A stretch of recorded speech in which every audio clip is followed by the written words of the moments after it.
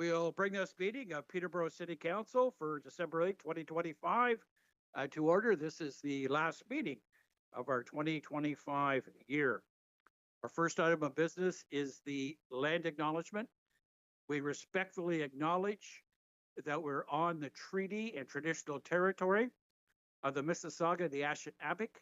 We offer our gratitude to the First Peoples for their care for and teachings about our earth, our relations. May we honor those teachings. Our next item of business is 30 seconds of silent reflection.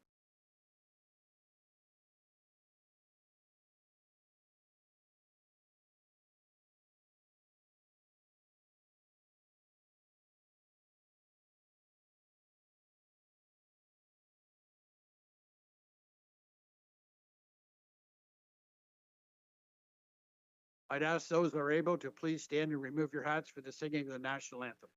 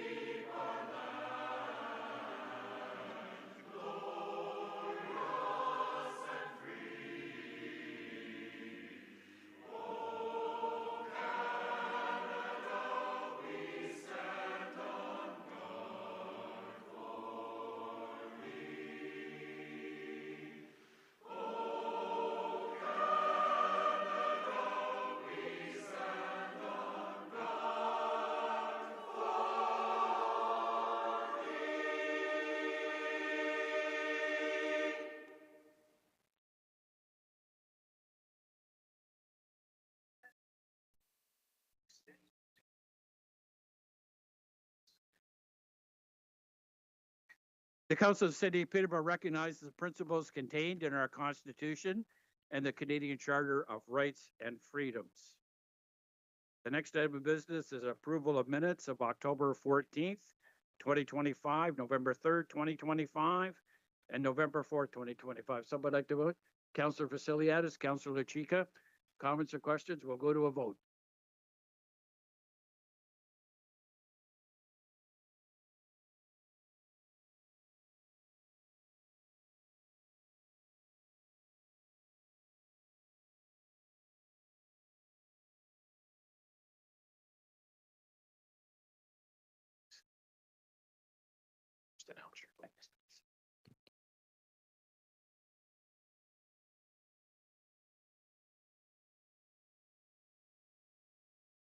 We all voted. Your worship, just while councillors And do. that's carried. Yes, Mr. Clerk. Thanks, worship. They're just going to indicate they're voting in the affirmative. Thank you. Okay, good. There's a lot of items on the agenda tonight, so we'll go through. Does any members have declaration of pecuniary interest? Councillor Hakey first. Thank you, worship. I wish to declare on item 12U, fourth of sexual assault budget. Well, you. Yes, as my daughter is an employee there. And 13L, which is the draft plan of subdivision official plan zoning amendment for 689 Tower Hill Road, as our company sold them the property. Thank you very much. Councillor Crowley, I saw your hand. Yes, I'll be declaring on two items within the budget. The social services ODSP budget, as I have a family member who receives ODSP, and the AmeriCredit portion of the budget. I currently work for the company. Mr. Clerk, do we have those numbers? Your worship, I believe the AmeriCredit one is agenda item 12T. 12T, yes. And the council referenced ODSP, that's agenda item 12V as in Victor. 12B. Councillor Duguay, please, you're next. Thank you, Your Worship. My first declaration is item 12S. 12F. S as in Sam, it arises sorry, from myself, my wife Barbara owning a property in proximity to the proposed transit storage facility. Secondly, items 13K and then 13K. associated item 16AT, Andrew Terry, associated with the rezoning of Maryland Avenue. It's a zoning bylaw amendment application. And the latter item is the confirming bylaw. Mr. Digay, just to double check, so it's 12S, 13K, and 16AT, is that correct? Correct. Any other declarations at this particular time? No other declarations. Our next item is registered delegations. We have Larry McDonald making a presentation on the 2026 draft budget. Mr. McDonald, please, if we could have your name and address for the public record. You'll have 5 minutes, sir, to make your presentation.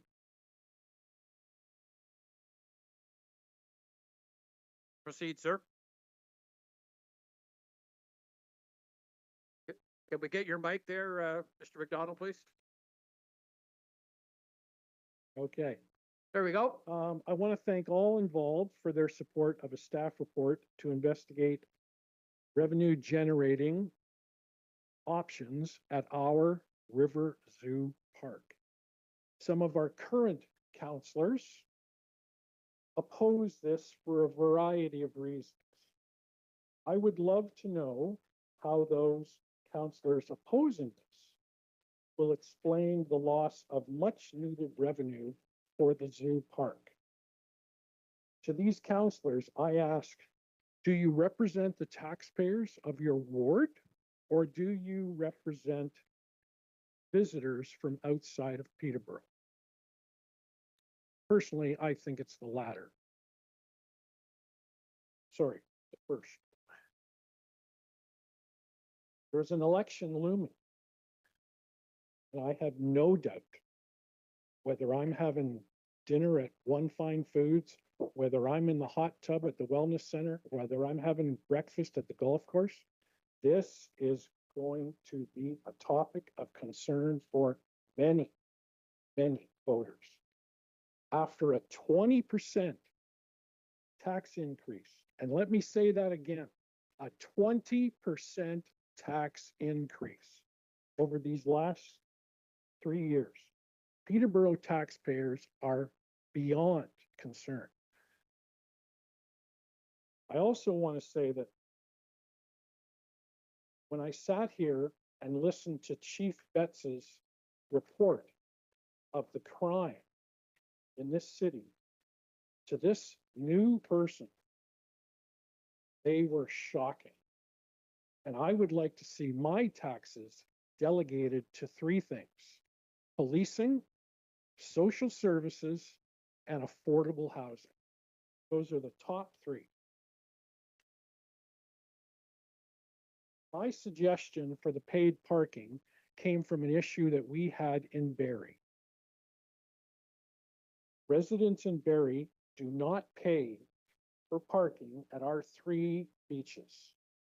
Instead, they are issued a tag that hangs on their rear view mirror, and that allows them to park at these 3 lots for free. Other parking around town, there are parking meters and you have to pay that. Currently, parking fees at these 3 beaches for non-residents is $10 an hour to a maximum of $50 a day. So I think we can all use some math and figure out how much that generates to the tax base. The logistics of paid parking is simple. Like any other paid parking lot across this province, across this country, a simple swipe card would be issued to Peterborough residents, an automated gate. Peterborough residents drive in, swipe the card. Signage that says Paid parking is whatever council deems, $10, $20. No interaction for staff. I volunteered at the zoo for quite a long time. Nobody wants any interaction with people that say, oh, I'm not from Peterborough, why am I paying that? You don't want that. There's enough conflict at that zoo right now.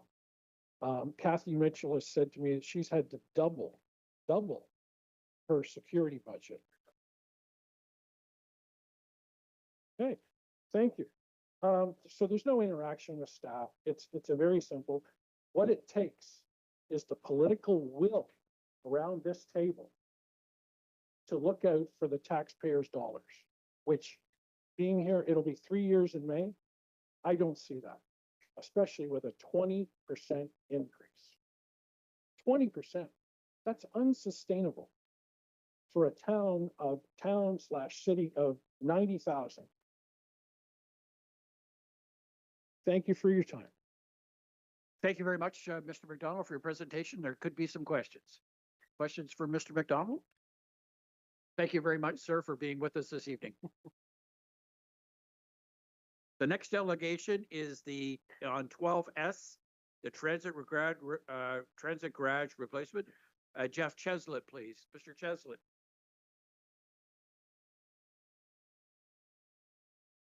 If we could have your name and address for the public record, sir, you'll have 5 minutes to make a presentation. Right there at the mic.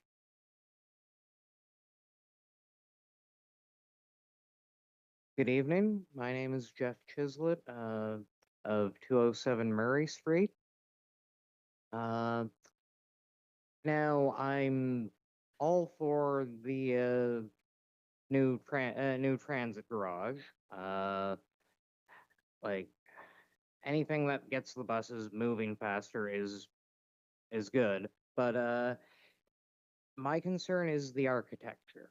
In my walks around the city, I talk to everybody, and something that is universal, regardless of who I talk to, is everybody despises the new style of building that is going up. Where if you've seen the new McDonald's, you know what I'm talking about. These buildings that are utterly featureless, devoid of any kind of ornament, any kind of personality, any kind of like touch of humanity. It's all just featureless slop that would get you kicked out of a Minecraft server for just being too simplistic. And I think everybody in the city deserves better, including our transit workers. And fortunately, we are at a historical moment that conveniently has an easy way out of this misfortune. In this year of our Luigi, 2025, we mark the 100th anniversary of the International Exhibition of Modern Decorative and Industrial Arts, the 1925 Paris Arts Exhibition that gave the Art Deco architecture and design style its name. This would later evolve in the 1930s into something called Streamline Modern. That's kind of more okay, but there's a good example of Art Deco downtown, actually, at 180 Charlotte Street, the toy shop, for those of you who are wondering. And most of the buildings that are going up in this style that I've seen, most of the new buildings going up in this style are all like pencil thin skyscrapers for the super wealthy. Things that normal people are never going to interact with. And meanwhile, Peterborough is kind of already optimized for tourism. And if we were to do modern Art Deco, but for buildings that normal people are going to interact with, whether it be a transit garage or the public housing that is urgently needed to solve our homelessness crisis, that would stand out on its own. It would do a lot of good for people's mental health, which is otherwise in the gutter overall. And this would also attract architecture nerds into the city, and everybody would benefit from their tourism money. And to that end, I think it would, like, I think it would be prudent for the city to, for a while at least, adopt Art Deco as its default style of architecture for any buildings that the city owns, any new buildings, whether it's the transit garage or anything else. Uh, just to just to keep in line with history, Art Deco kind of started to fall off around 1940. So, uh, if this is something that were to be done, like maybe 2040 would be a good time to dial that back. But I also think that this is something that would be useful for attracting film and TV production into the city. Mr. Chesnut, you have 1 minute left. Yeah, I'm literally almost done. But the the Star Wars series Andor got a lot of recognition for its use of real world locations in their filming. And if we had some particularly striking architecture just lying around, that would probably be useful for that. And also, we've got stuff like Phantasm and Comic Con, and that attracts cosplayers into town, and having interesting looking buildings would be a boon for the cosplayers who would tell all their buddies to come into town. So, yeah. Sure. And there could be some questions for you, Mr. Chesnut. Question for Mr. Chesnut? Thank you very much, sir, for your presentation. The next presenter is Jasdeep Dillon from the Simple Company. If you could come forward, sir. If we could have your name and address for the public record, and you'll have 5 minutes to make a presentation. Welcome. Good evening, Council. Jasdeep Dillon, General Counsel for the Simple Company and the applicant. Address 375 King Street, West Toronto. Council, I was here last week for the General Committee meeting, and we heard from delegates. We heard concerns that delegates had with the state of their property, and granted, they are very important concerns. Repair maintenance issues are ongoing.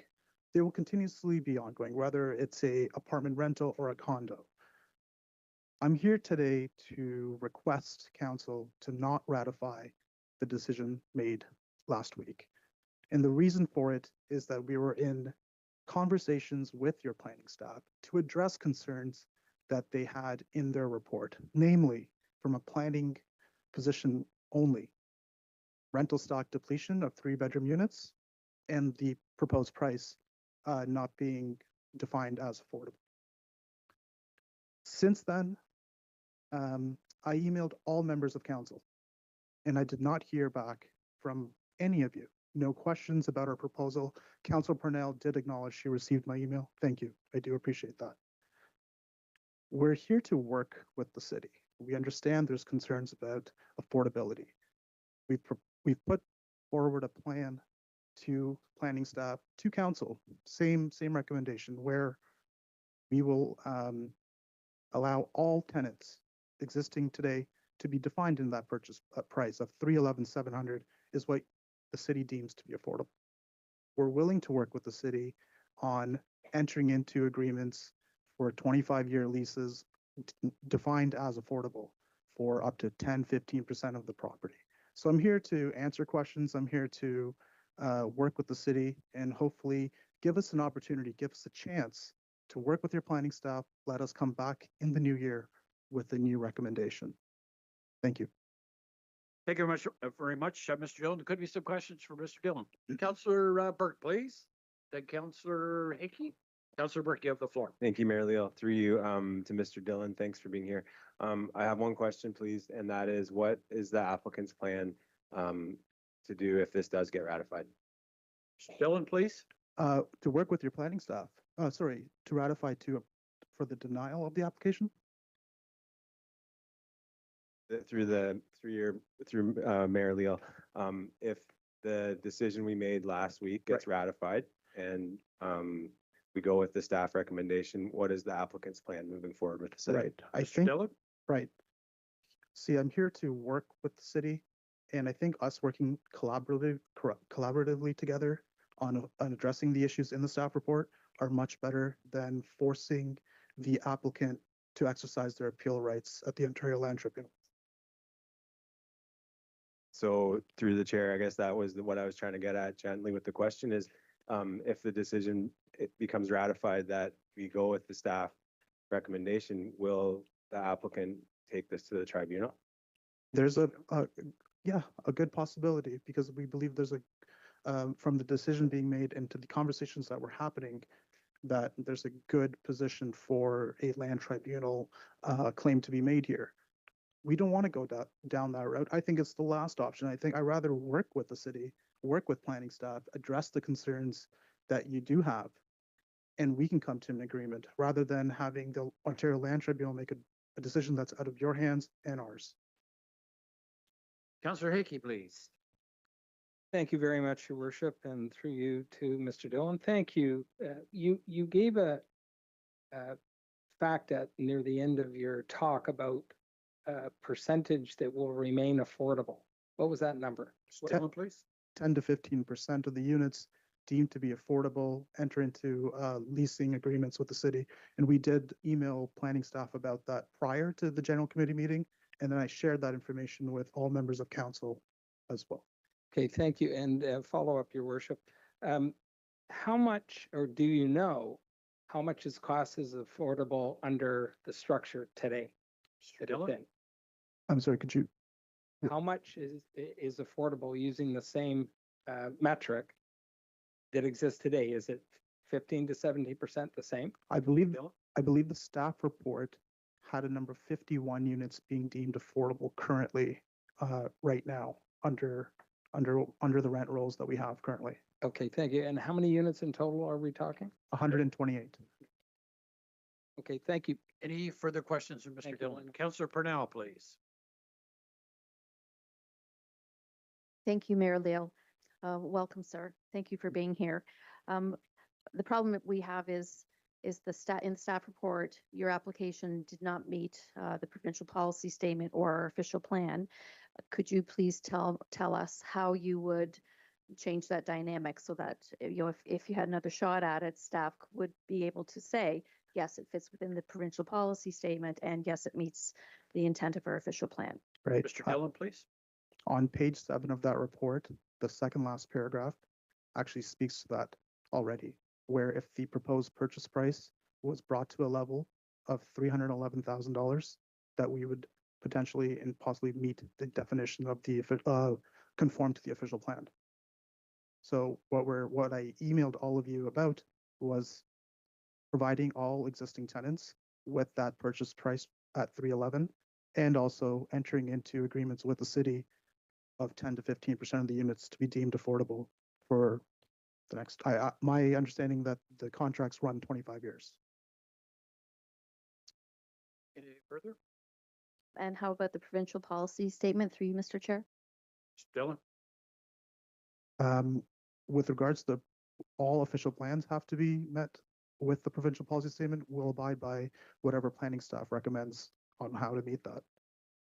We believe that we are in compliance with the provincial policy statement currently. Okay, thank you for your answers. Any further questions for Mr. Dillon? Any further questions? Thank you very much, sir. Next item, we have 3 delegations on the draft plan of subdivision for 689 Tower Road. Mr. Hamad Tayyibani, please.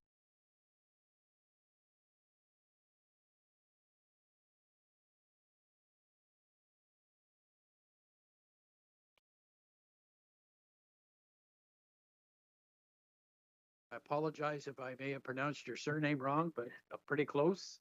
This was very good. Thank you. I You- apologize in advance if I pronounce your last name wrong. You have 5 minutes to make a presentation, sir. Thank you so much. My name is Hamed Taibani. I'm from McRae Drive. Good evening, Your Worship, Mayor, Leal, councillors, and city staff. Thank you for the opportunity to speak. My name is Hamed, and I live on McRae Drive. Some of you have already heard parts of my story. My partner and I moved from Vancouver to Peterborough 3 years ago, and we chose McRae Drive very deliberately. We wanted a quiet, safe street with a close neighborhood feel. McRae offered exactly that. It's the reason we built our life here. I decided to share this because Councillor Kevin probably found it interesting and graciously encouraged us to share our story with the council. But it's not just us who deliberately chose McRae. If you walk down our street, you'll notice the beautiful custom-built homes that make our neighborhood stand out. Like us, more than 20 other families have their own unique stories about why they chose to invest in Peterborough. People who chose McRae because of its character, its safety, and its welcoming community feel. I also want to begin by saying clearly we are not opposed to development. We understand the city is growing and we welcome new neighbors.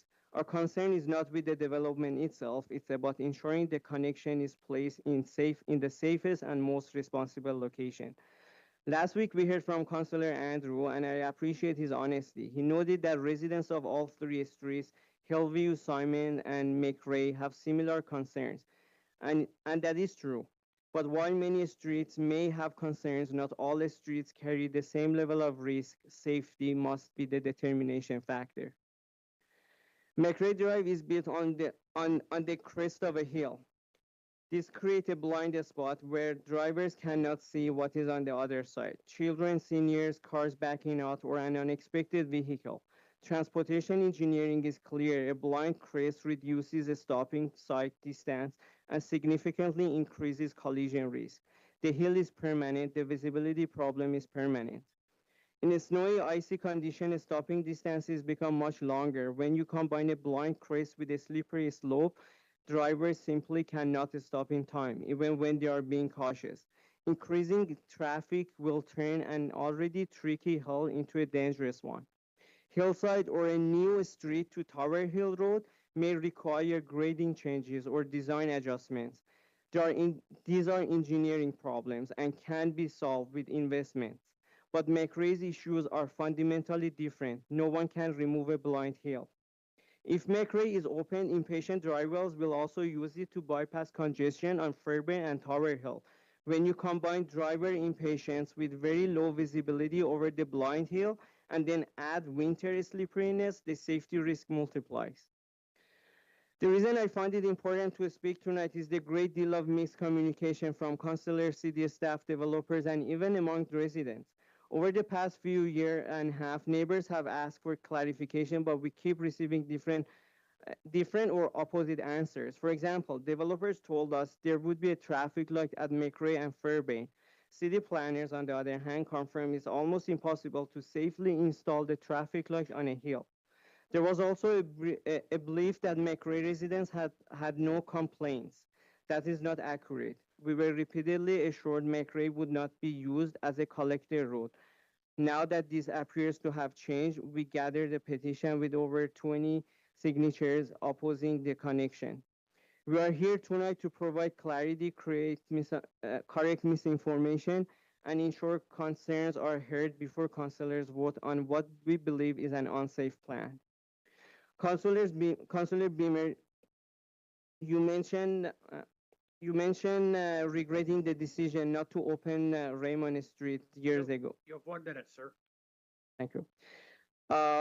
We want to clarify, McRae residents are not asking for urbanization. They're not asking for lights or water or sidewalk. We would rather to keep the terrible road we have now than risking losing a child because an impatient driver could not stop in time on a blind, slippery hill.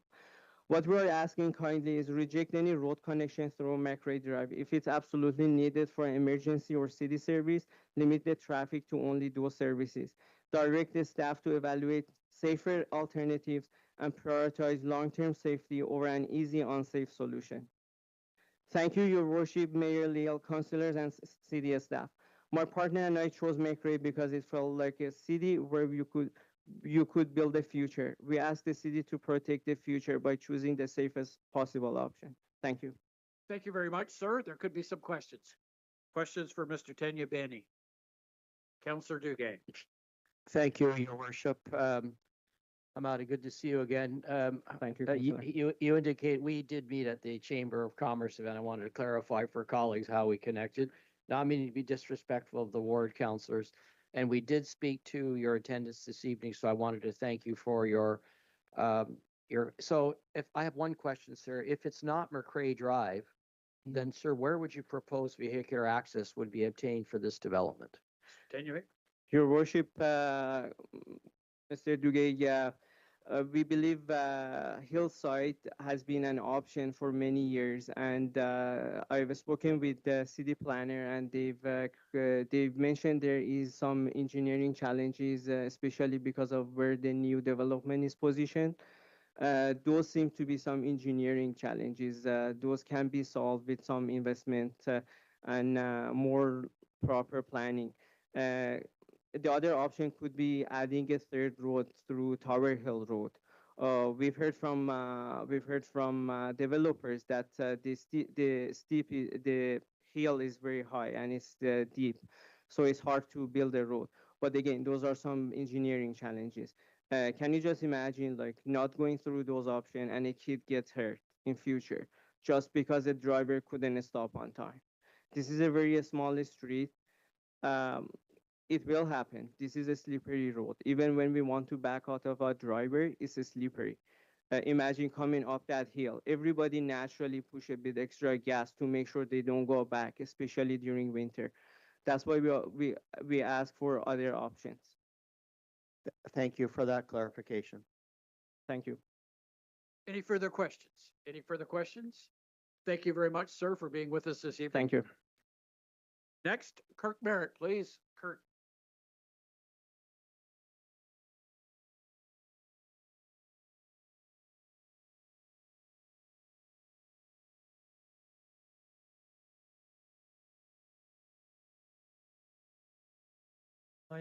My name is Kirk Merritt, and I live at 574 McCrae Drive.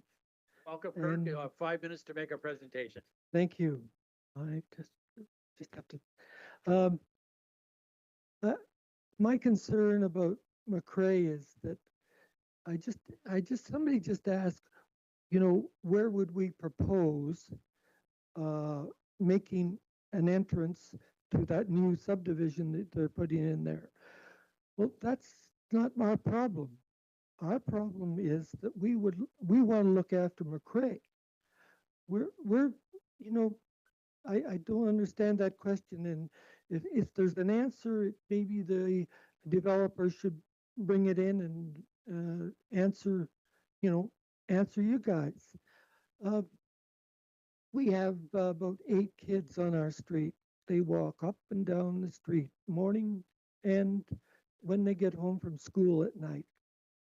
We have some younger people that walk and use the road for just to get around and get out of the house, and they walk up and down the street. We have dog walkers on the street. If I can suggest, we don't have sidewalks, and if we, if we had sidewalks, it might solve our problem a little bit. But in the past, we've done a lot of work working with councillors, asking what you're going to do with the end of McCrae. And at the moment, we really don't know what your suggest or what the proposal is. I don't think it's been well spelled out that you're going to put a dead end down there. We have at the moment all of our garbage trucks, all of our street cleaners, all of our snow plows have to back up McCrae. And putting a road down at the end, I don't think it solves that. We need a UE down at the bottom. But these guys really do a good job for us, but that backing up is a real problem at the moment. The top of the hill has been spoken about. If any of you have been up our way and driven out, and if you're driving west on McCrae and you stop at the corner, one of the houses there has built a wall. It's probably about 6 feet high, and it's a block wall, or sorry, it's a wall, and you have to move out farther from that wall to get to a vision of what's coming from the north to the south. It is a real problem area, and we wait a long time to get onto the street, but that's up to us. One of the other things that I'd like to suggest is that over all the years, all of a sudden we want to exit from the end of McCrae, but if you just dropped up and went through the holes in the road, and the city works their butts off to solve that all the time, but we have very bad road conditions. So please have another look at it and explain where the possibility of going elsewhere for a road to get up there. Thank you very much. Thanks very much, Kirk. There could be some questions for you. Questions for Kirk? Thank you very much, sir. Thank you. The next presenter, Scott Anderson, please. Mr. Anderson. Scott Anderson.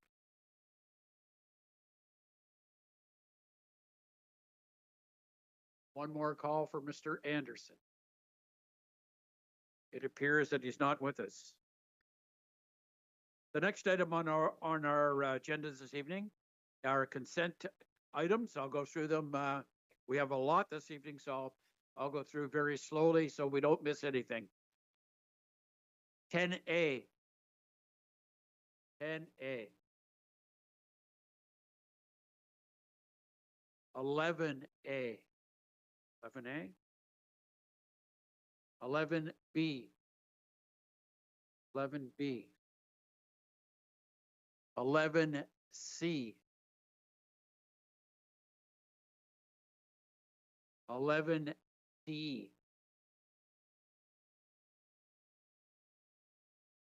11E.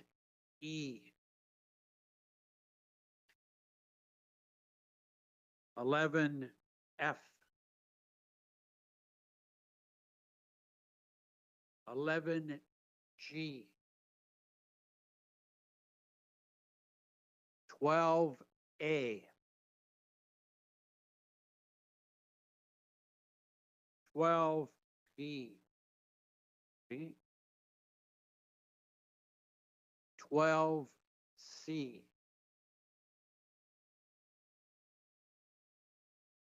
12D. 12E. 12F. 12G. 12H.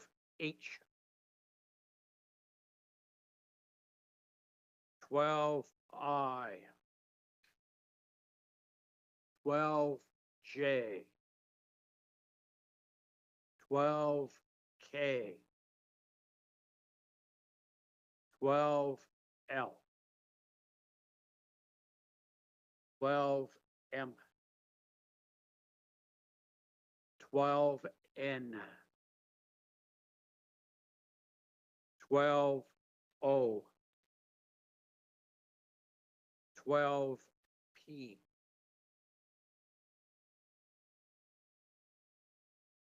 13, 12Q. 12Q. 12R.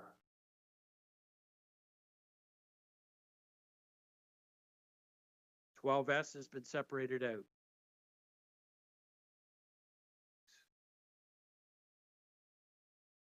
T. 12T has been separated out. 12U has been separated out.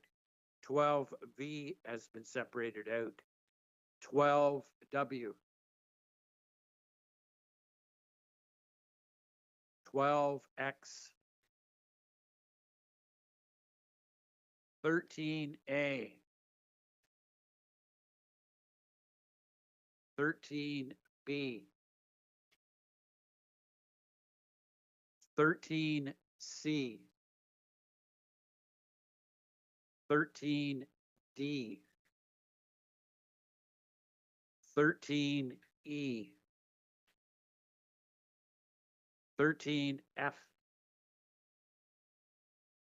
13G.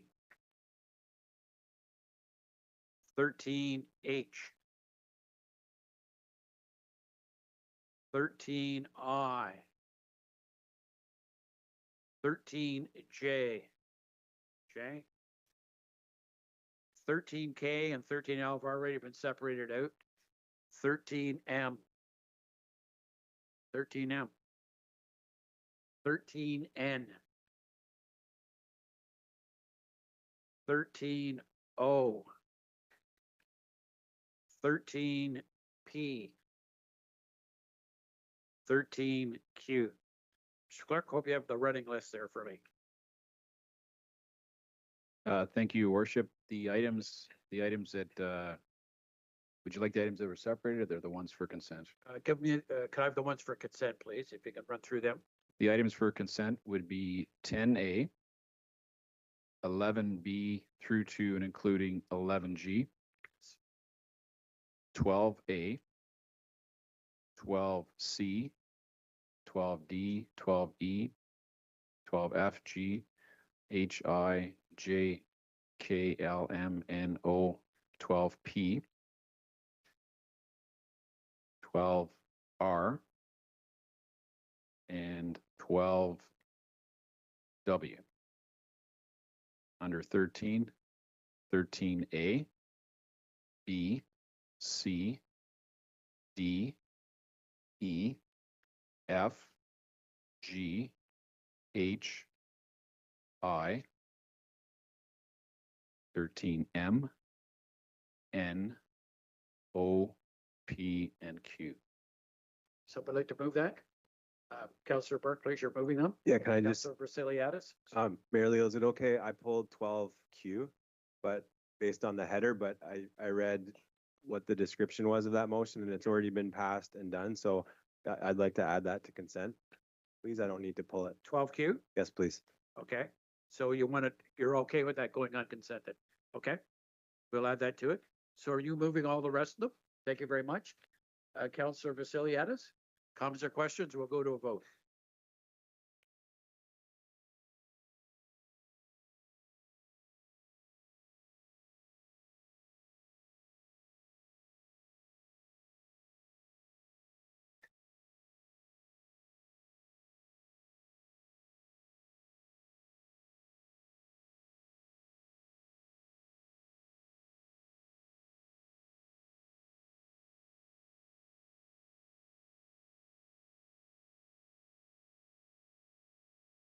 Okay, we'll start with 11E. Councillor Rial, please, sorry. To His Worship, I will not be speaking to it. I just want to separate it out for a vote. Someone like to move that, you're moving it, Councillor Rial for separated out for a vote? And Councillor Zuge, seconded. Comments or questions? We'll go to a vote. 11A, that's correct.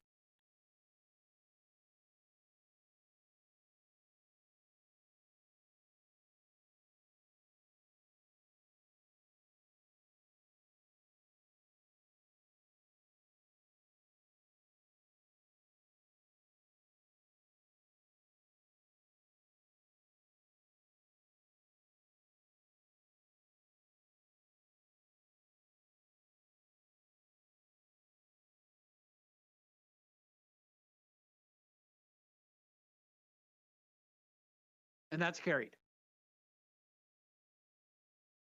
We'll now go to 12B. Please, sir, the renovation and expansion budget update.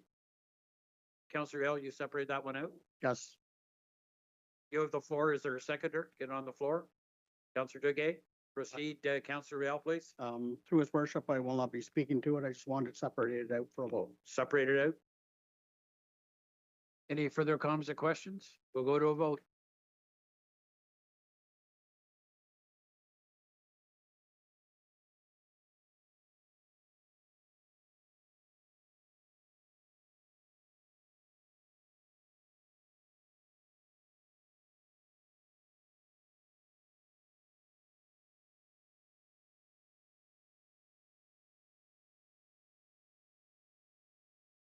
And that's carried.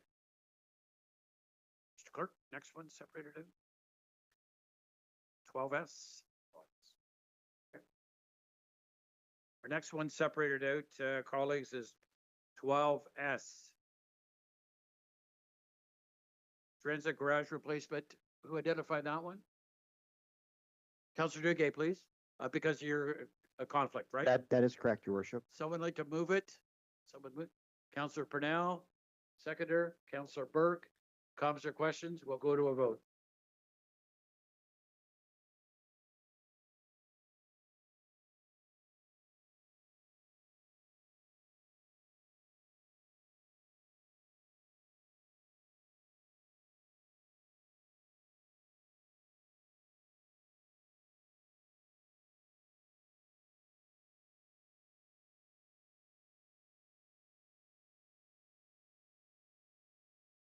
That's carried. 12T has been separated out for Councillor Crowley. Somebody like to move it. Mayor Credit. Councillor Hickey, second Councillor Vasiliadis.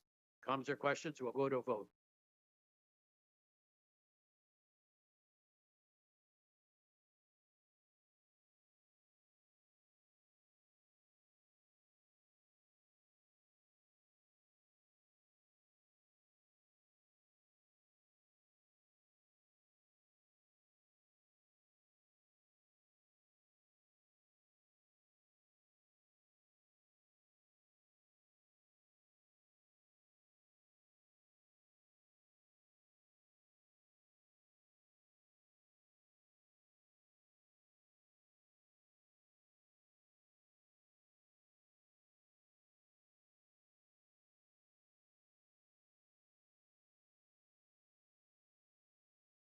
And that's carried. 12U, Kawartha sexual assault budget.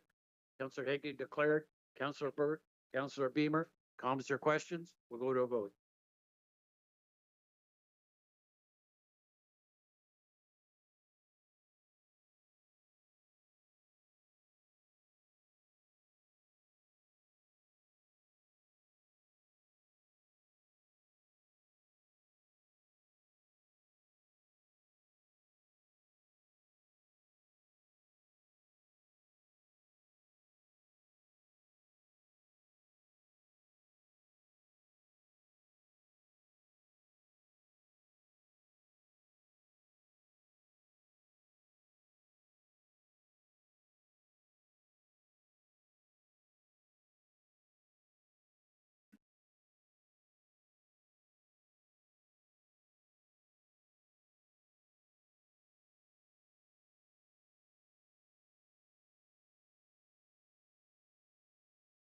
That's carried. 12V, social services. Councillor Purnell moving it. Seconder, Councillor Duguay. Comments or questions? We'll go to a vote. Councillor Crowley had the pecuniary interest. Councillor Crowley, this is the one you have your pecuniary interest. Okay.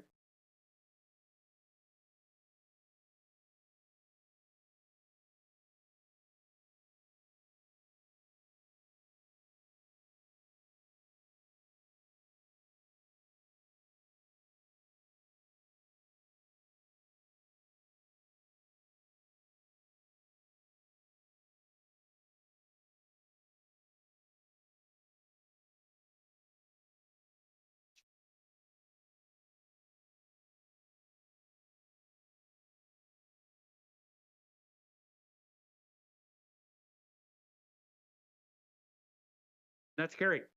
Next item of business is 12X. Mr. Freeman, you're going to make a presentation. Sir.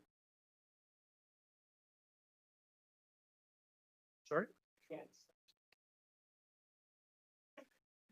Sorry, we'll go to 12X. We'll get it on the floor. And when that concludes, Mr. Freeman, we got you a little bit early in the agenda here. Councillor Real, please. You're putting it on the table. I need a seconder to get the discussion started. Councillor Duguay. I'll have to get somebody else to. Councillor Hickey. Councillor Real, we're on the floor. Go ahead. Through his worship, I will not be supporting the city budget as presented. The police budget is the driving of the entire tax increase. The overall city levy of 6.65, but a single largest driver is the 9.92 police budget increase. Residents are being told we've held the line, yet reality is that the police budget alone pushes the tax burden over the threshold that many families simply cannot absorb. When one line item dictates nearly the entire levy increase, it's reasonable. In fact, it is reasonable for council to step back and say, is this sustainable? Council has no real say in the police budget is predetermined. The mayor has repeatedly asserted that this is a council budget, but when the mayor is also the prime architect and defender of the 9.92% police increase, despite council's motion to reduce it, it undermines the principles that council as a whole set the tax levy. If one person effectively dictates the most expensive component of the entire budget, then it is not a council budget. It's an executive direction with council merely endorsing the outcome. That is not how municipal democracy is supposed to function. It has the appearance of strong mayor powers. Police request is almost entirely personnel driven, with no long-term sustainability plan attached. Peterborough is already building a $91 million police headquarters, one of the largest capital commitments in recent history. Now we are asked to layer on nearly 10% in a year-over-year operating expense without evidence that this increase will solve root causes like mental health, addiction, and homelessness. Before council approves almost 10% of the public deserves metrics, deliverables, performance outcomes, multi-year staffing strategy, none of those were provided. Residents expect a balanced approach, not one service consummating all capacity. Transit, housing, homelessness, infrastructure all require funding. Every department has expressed or is expected to find efficiencies, expect police. A budget that pushes core services aside to fund one department is not balanced municipal plan. You are voting on behalf of residents who cannot afford a 6.65% increase. Many households are up against it, rising rents, mortgages, food costs, utilities. The city's own survey shows affordability is the #1 concern of residents.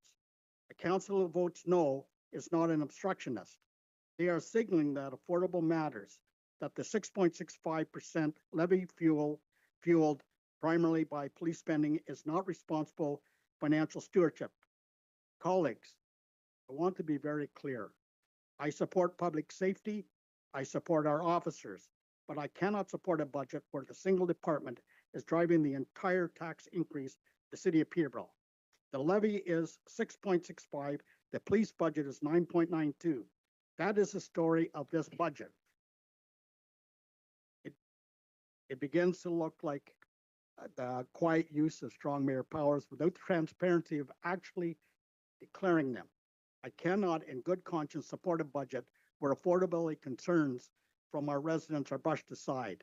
A 6.65 levy is not sustainable for families already stretched to the limit. And without a long-term staffing plan, without performance metrics, without a multi-year strategy, approving almost a 10% for policing is simply not defensible. My vote is not a vote against safety, it's a vote against fiscal responsibility for transparency and for a balanced budget that reflects all of the community's needs, not just one. Thank you very much. Councilor Burke, please. Thank you, Mayor Lee. I'll be quick. I am not going to support the budget either. I've made numerous attempts, 2 of which have passed at this council table, to try to find a solution to what I believe is the biggest driver in our budget increase, which the previous speaker just went over. And if you look through deeply in our budget books, what you'll see is you'll find that our own departments operationally are coming in with very lean increases based on, targets that this council has set with what they're comfortable with. We are facing a high budget increase ask from the police, as well as a huge capital ask from the police that has gone up by a lot of money from what we originally thought it was. One of the biggest drivers on this budget increase is the amount of money, cash money, from our taxpayers that we are having to put into a financing policy fund to be able to afford to do the build at the cavalry site. And I can't support this budget. There's numerous cases that I've cited last week where municipalities have asked very reasonable requests of budget asks like what the police board is asking for. And my hope was that this council would find a way to do the same. There's also many examples of other municipalities that do need new police stations, that do need to respond to changes. They just don't do those things all at once. So that's where I'm at with this.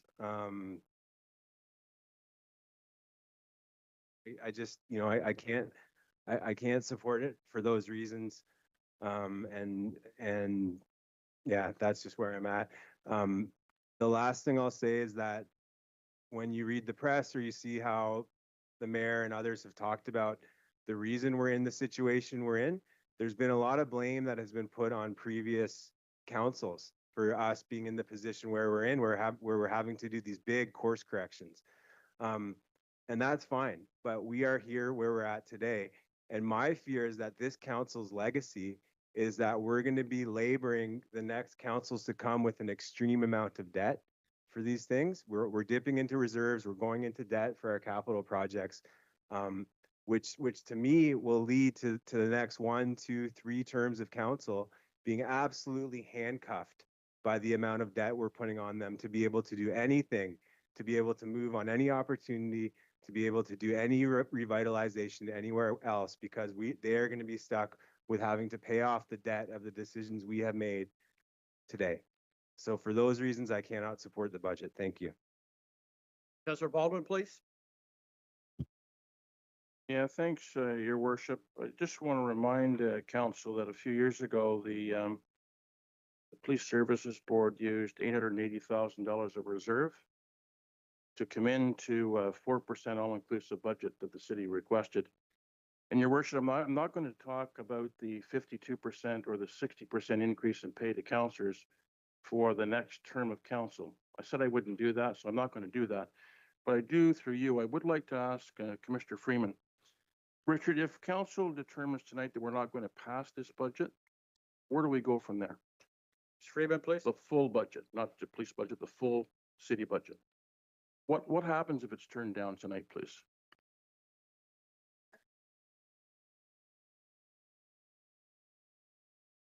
Your Worship, the budget process is legislatively, the budget process is the mayor's budget. And I guess the first question would be, does the mayor wish to proceed? He of course, right from the get-go has messaged that he wants a very, and has, permitted a very collaborative approach. And so in keeping with that, I think we would need to hear from his worship about whether or not whether he wants to continue with that approach that he's very readily adopted all along here, or exercise the authority that he has legislatively. Your worship, I guess, it would require after hearing your wishes, it would require a rethink in terms of where would you go from there. If it's not adopted by February 1st, it becomes council's budget legislatively, and the traditional process kind of begins again. However, I mean that, there would be several meetings between now and then, and obviously we need to hear from his worship. So Thanks a lot, Commissioner Freeman. I just wanted to get some clarity with respect to the impending vote. So thank you very much. Those were all my comments, Your Worship. Thank you. Councillor Beamer, you're next. Councillor Chica, then Councillor Duguay. Councillor Beamer, please. Thank you, Mayor Leal. Mayor Leal, just a few comments on the overall budget, and maybe the budgets of this term. Certainly, it's no secret that the tax increases have been higher this term than previous councils. Mayor Leal, I've said it before, between 2011 and 2023, which is well over a decade, the average tax increase in Peterborough is 2.7, which isn't bad. That's relatively low and was very low compared to other municipalities during that decade. On one hand, council did a very good job of keeping taxes low and fighting for the taxpayer. On the other hand, when you go over a decade with taxes at or below inflation, you're not investing as much in the community as you should. And I think over the past few years, many of us have heard in the community the feeling that we're falling behind. We're falling behind on roads, we're falling behind on safety. So this council did invest more, and that meant higher taxes. Mayor Leo, last election, the top two issues I heard by far was crime and safety, clean up neighborhoods and clean up the downtown mess, and number two, roads. We've invested significantly in both. We've invested significantly in crime, and that includes police and bylaw enforcement. And I'll just say it, Mayor Leo, what I heard at the door was get rid of the tents, and we're in a much better place today than we were 3 years ago. It's easy to forget, but 3 years ago, 3.5 years ago, there were tents in every park in Peterborough. You drove up Lansdowne, there were tents in every bus stop. You drove down Chemong, there were tents in every bus stop. There was a real anger in the community. And what we heard is get rid of the tents. I know some people don't like hearing that, but that was the cry loud and clear. And we have done that. I think typically on a week now, there's 2 tents in the city of Peterborough, and bylaw officers are working to remove those. So, but that costs money. And there was a significant investment in bylaw and policing. The second thing we invested a lot in is roads. And this council, everyone around the table and staff have done a spectacular job investing in roads. I don't know about you, Mayor Leo. All of you around the table probably get constant calls saying, great work on roads. And it's something to be proud of. We've invested significant in roads, and it's one of the top issues I hear about is great job on roads. But again, there's a cost to roads. So Mayor Leo, Councillor Burke said something accurate, very correct, and that is the operating portion of this city budget is 2.1. And I think it's important for the community to know that. On a $300 million operating budget, the city of Peterborough is coming in at 2.1. That's very impressive. We haven't hired anyone this year. We have not implemented any new city services. The city's operating budget is very, very lean, 2.1. What is driving it are a few factors, and I think I'm just going to talk about them because I think this council, for the last 10 months we have, and next council will have to focus on them because, Mayor Leo, these tax increases are not sustainable. There's only so much we can put on the backs of the taxpayer. We've reached that limit. We're in a cost of living crisis, and many residents are struggling. And though we've been asked to invest significantly in roads, in infrastructure, and in bylaw enforcement and crime, we do have to keep in mind that none of those expenses are sustainable. So Mayor Leo, just 3 things I think we do have to keep in mind going forward to rein in spending. One is external agencies, the health unit, EMS, and yes, police. These budgets are not sustainable. And perhaps they've been underfunded for several years, and we have increased the funding over the past 2 or 3 years, but they're not sustainable. And the police budget is not sustainable. It's increased 50% over 3 years. It can't keep going. We need to rein in external agencies. Mayor Leo, the second one, and it didn't get a lot of conversation, but is the homelessness budget. The homelessness budget is up almost 70% this term. Police 50, homelessness 70. Now, obviously, the police budget is significantly larger than the homelessness budget, but this council has increased the homelessness budget by 70%. Trinity's $2 million. $2 million annually. That is one of the drivers of our higher tax increases. The third comment, Mayor Leo, and you've alluded to it, is there's going to be a service effectiveness and efficiency review. I'll take my second 5. Okay. And I think we need to be mindful, as you said, Mayor Leo, it's not going to be for the faint of heart. But if we want to get taxes down, we are going to have to look at, some of you will call it efficiencies, I will call it cuts. We will have to cut. And I have a track record of cutting things. And it's not easy. But when this efficiency review comes back, we spend $5 million annually on discretionary spending. And whenever we look at that, people get their back up and we get protests. But the fact is we can't continue spending $5 million annually operating year after year after year on discretionary spending. Other communities have cut that long ago. We still haven't. Discretionary benefits, daycare, $2 million in grants. We spend a lot on discretionary. We're a very kind and generous community. But at some point, we're going to have to say, do what all the other communities have done and said, we can't provide it anymore. We're going to have to cut it. So Mayor Leal, some difficult decisions are going to have to be made moving forward. We're in a financial challenging place in the city of Peterborough, and many residents are struggling. So those are three areas we're going to have to really look at, Mayor Leal, moving forward to get this tax rate down to a more sustainable level. Thank you, Mayor Leal. Thanks very much, Councillor Beamer. Councillor LaChica, please. Thank you very much. Through you, Your Worship. Going to zero back in on the discussion around the police budget. First of all, I think I have to slightly disagree with the previous speaker on the statutory requirements around EMS, public health, and police. There are regulatory statutory factors that require a certain cost, and we listen to the presentations. We look at the fine lines and the details around that to make sure it's trimmed and it is as efficient as possible in order to meet those statutory requirements. So we need to keep investing in those things because this is all part of public health and safety. If we don't have that in our communities, we don't have anything. I'd like to preface my statement with my appreciation for all that the police has been doing in this 3 years that I've been a counselor, almost 4 years, and we've certainly seen, as a previous speaker has said, significant changes in our landscape because of our investments in police, because of our investments in social services, and the systemic things that are important in terms of addressing those needs.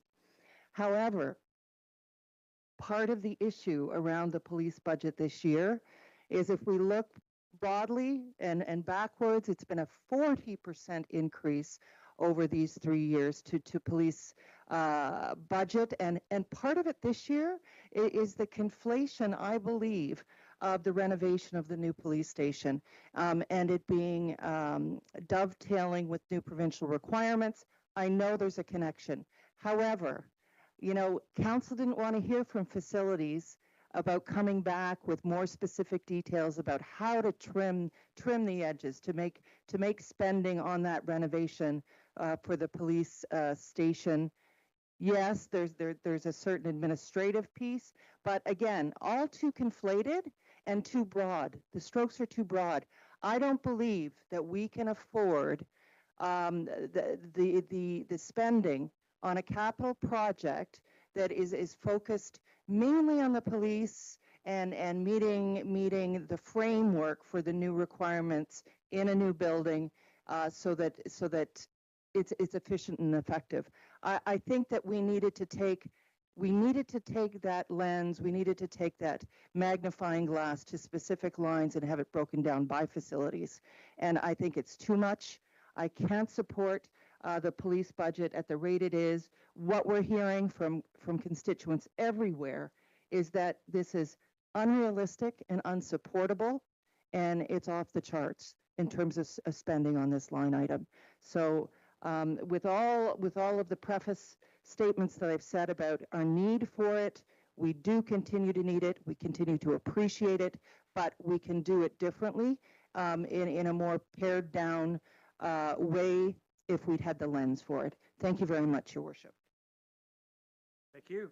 Councillor Duguay, please. Thank you, Your Worship. I was remiss in not noting on item 12X, subsection E, it speaks once again to the transit garage replacement. And must declare a conflict because I co-own a residential property facing the proposed city facility. We can separate that out. And I would like to, if I can, I'd like to speak to, briefly to the budget. Yes. Our municipality is not alone insofar as budget pressures, opportunities, and challenges.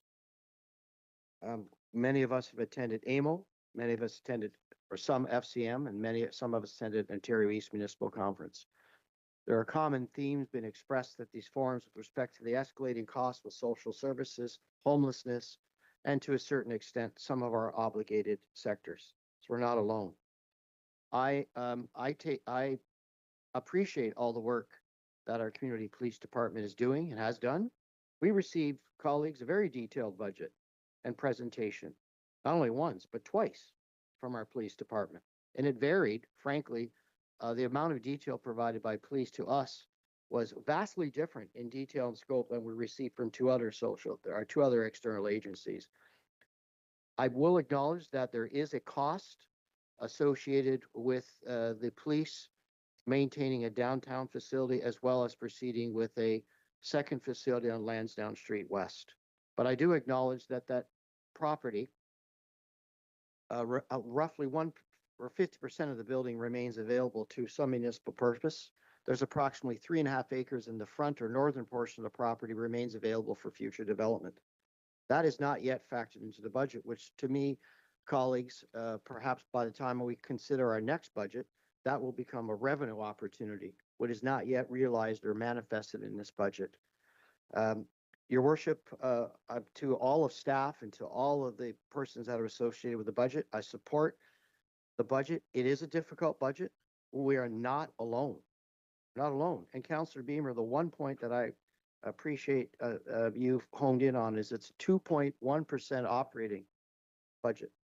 2.1% over $300 million with some 1,000 employees. That's remarkable. We also have a very proactive yet responsible capital budget with an emphasis on improvements to roads, infrastructure, community parks, and the like. That's all been happening, will happen in the next budget. With all that in mind, Your Worship, I will support the budget, but I wanted to again remind my colleagues, I have to declare an interest on 12X subsection E. Mr. Clerk, I apologize for not catching that in my review of this agenda package. We'll get that duly noted. Councillor Dugan. Any further questions? Councillor Hakey, please. Thank you, Your Worship. Not a question as much as a comment. We said at the start of this, the budget is going to be tough, and you have to look at reductions, cuts.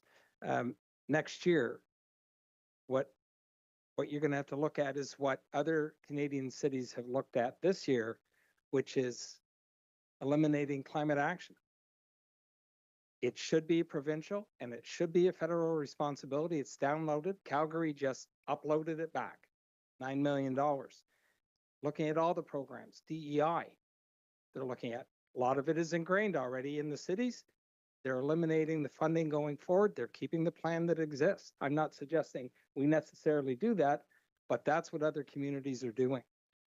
Manitoba and Saskatchewan, something I've been saying from my first day on this term of council, is we have to look at helping the people that can't help themselves. Manitoba and Saskatchewan have implemented now mandatory treatment programs, and it's being uploaded. They're taking the lead on it, and they're opening those. That, as Councillor Beamer said, the cost of that is astounding, and we're getting no further ahead.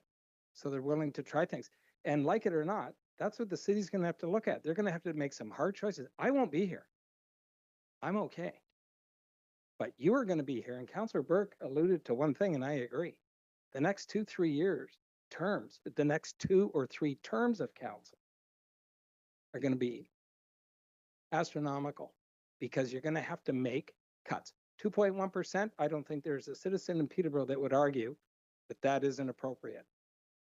It's the rest of the things. It's the downloading that we've had, and cities are furious and they're fed up and they're starting to push back.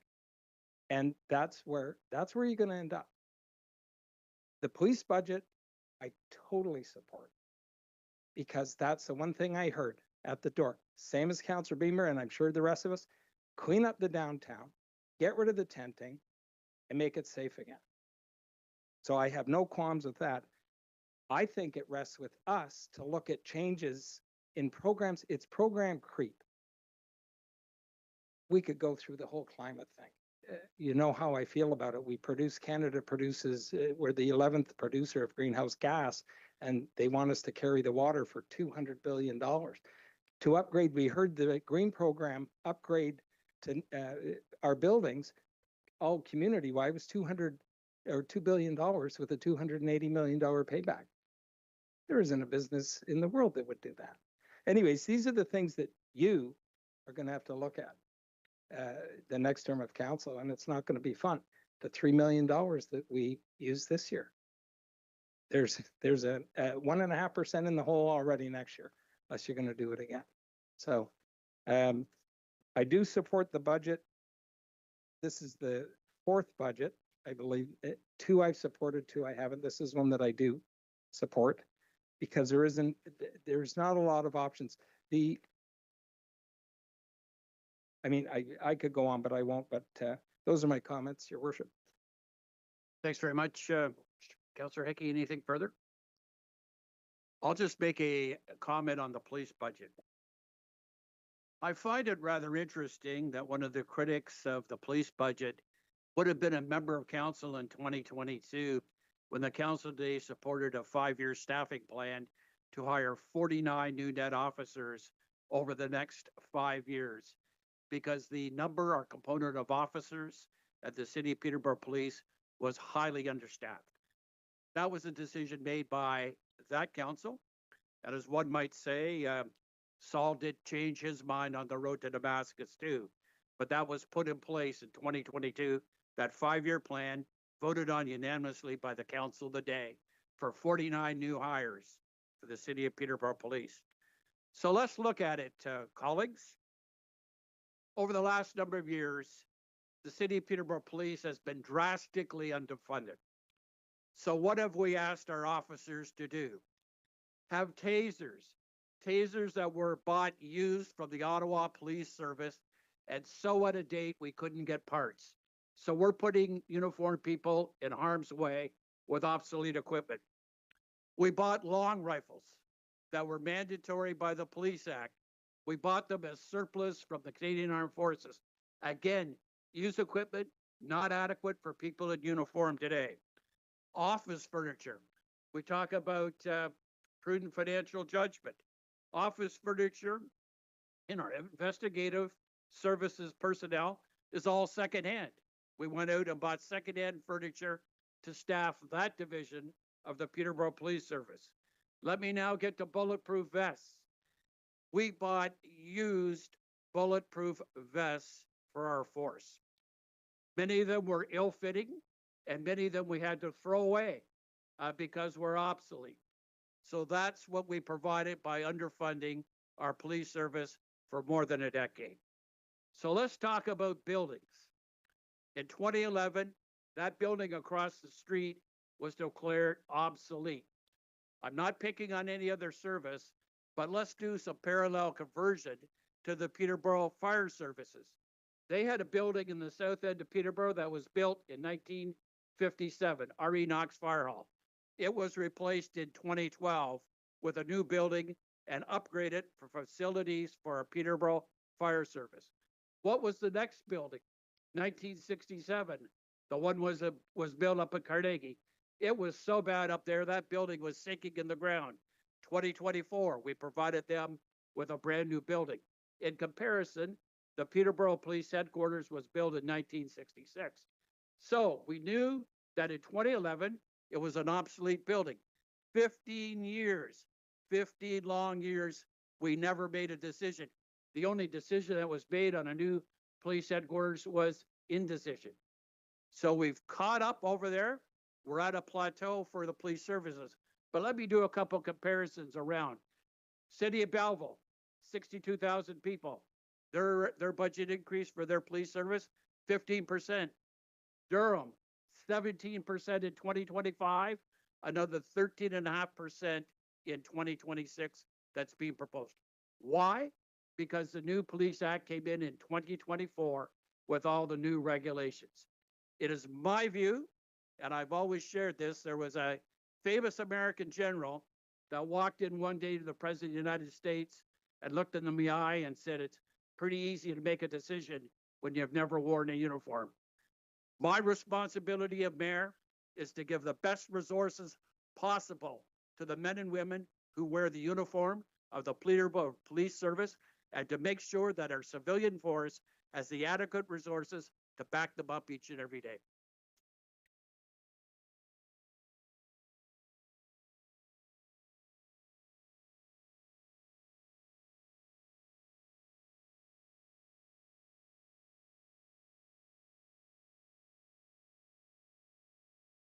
Shorter. Go ahead, Mr. Freeman.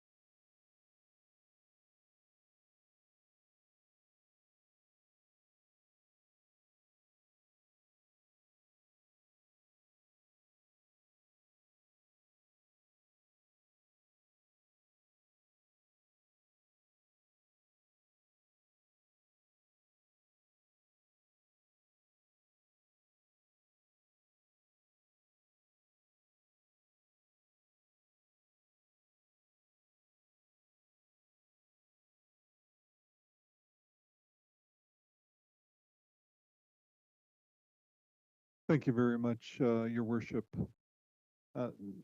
Members of council will be familiar with what is about to transpire. Legislatively, we just need to step through and choreograph the mayor's budget. And you will recall that we did this previously in late in 2023 for the 2024 budget. And same process is being proposed here this evening. On behalf of the head of council, I'm going to give a summary of where we're at in the budget process, and then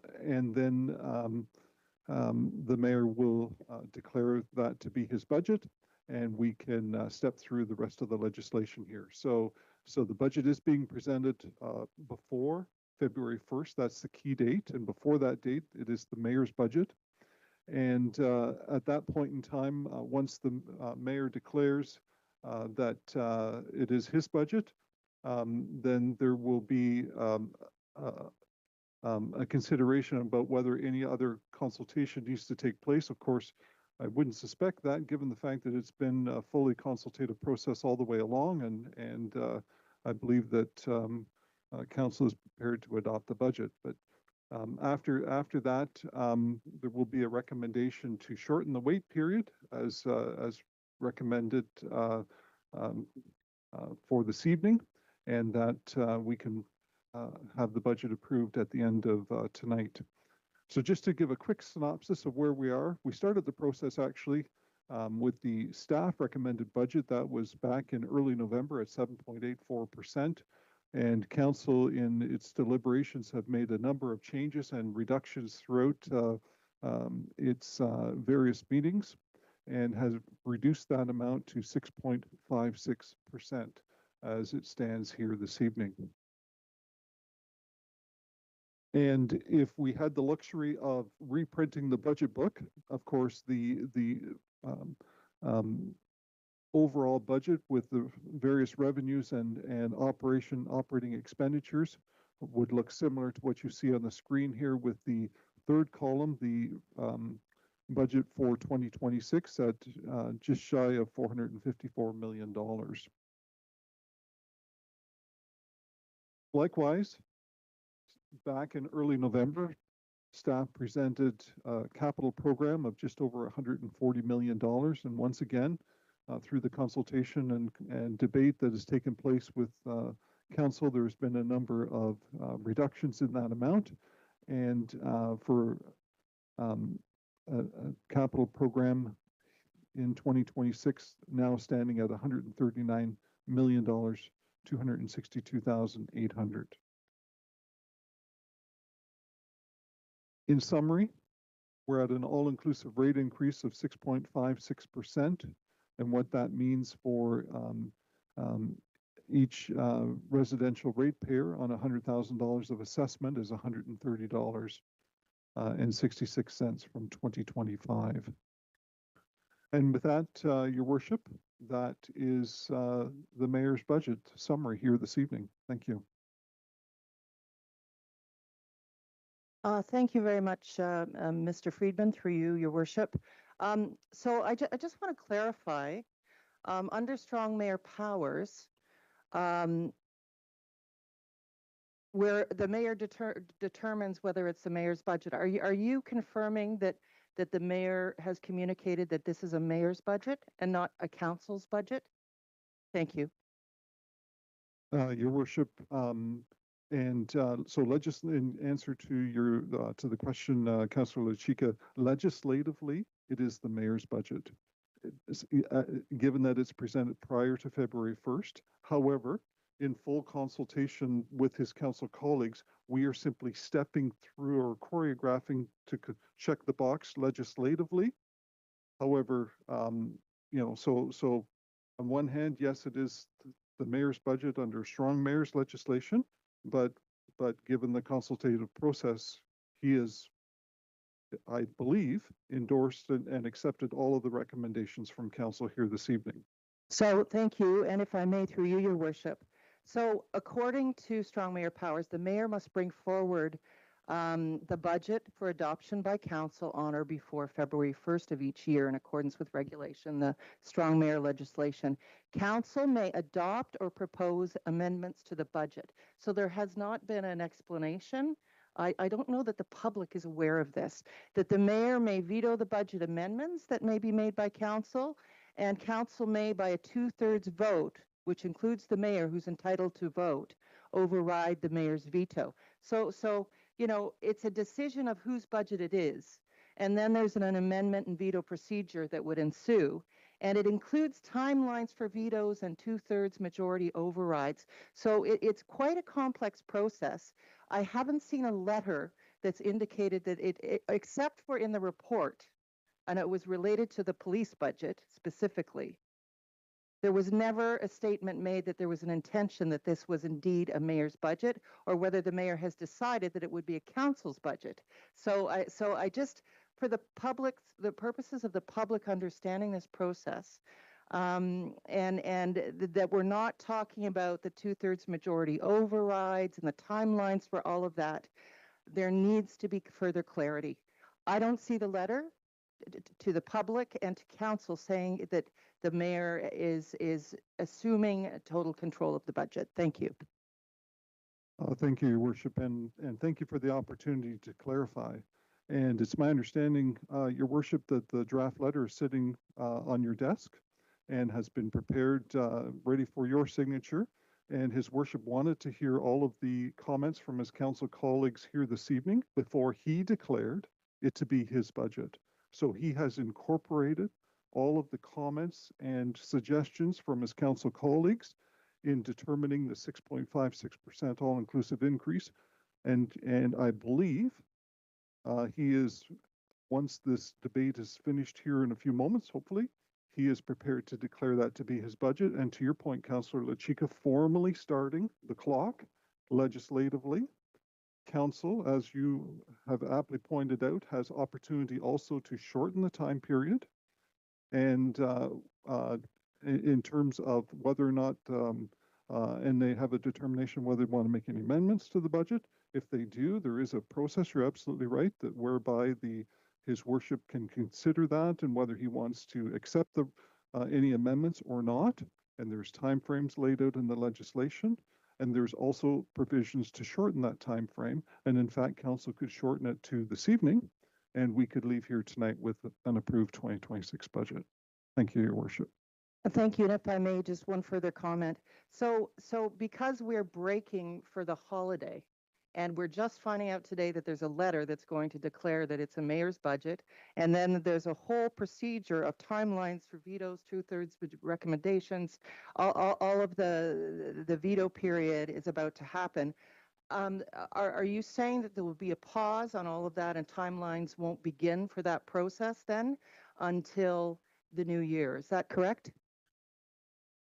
Your worship, all of that depends on next steps of council. And in terms of whether or not council wishes to make further, if, for instance, if I could just in response, if we could just kind of play it out in terms of a possible scenario, and that is if his worship provides direction here this evening that indeed his budget is a 6.56% increase, reflective of all the amendments and suggestions to the staff recommended budget. If he does declare that to be his budget this evening, then that formally starts legislatively the 30-day clock.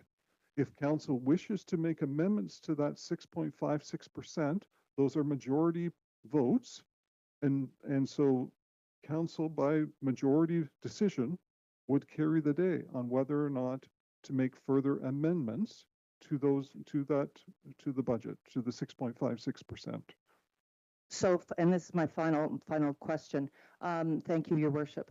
So are you saying that indeed the timelines are frozen as of tonight and that the deadlines and timelines will recommence at our opening of council in the new year?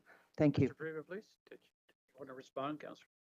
Your worship, it is my understanding that based upon what I believe would be your action shortly, we would formally start the 30-day clock legislatively, unless, however, council wishes to shorten the timeline, which you also have. Council also has that prerogative. So council could this evening, by majority vote, shorten the timeline to December 8th, and we could leave here this evening with an approved budget. And that would fully comply with the legislation. Thank you for your comments, Commissioner Friedman. I may go back on the list later, but for now, thank you very much. Councillor Burke, please. Thank you, Mayor Leal. Just quickly to Mr. Freeman, just for my own understanding, the sort of Hail Mary move we made to take the $3 million from the Legacy Fund Reserve. I'm just looking at the motion, and it's like one line. Are we going to have to replace that $3 million next year, or is that just gone? Mr. Freeman, please. Your worship, if council is unless you find another revenue source of $3 million, it would require finding another revenue source of $3 million. Otherwise, you're going to have to provide for it. I just want to correct something. There's no such thing as a mayor's budget for policing in Ontario. Budgets for policing are set by the Police Services Board. They do their budget liberations. In our case, it started last May to get where we are right now. The Police Services Board, which has a minority of members from City Council, and then the budget comes back over here. So there's no such thing as a mayor's budget when it comes to policing in the province of Ontario.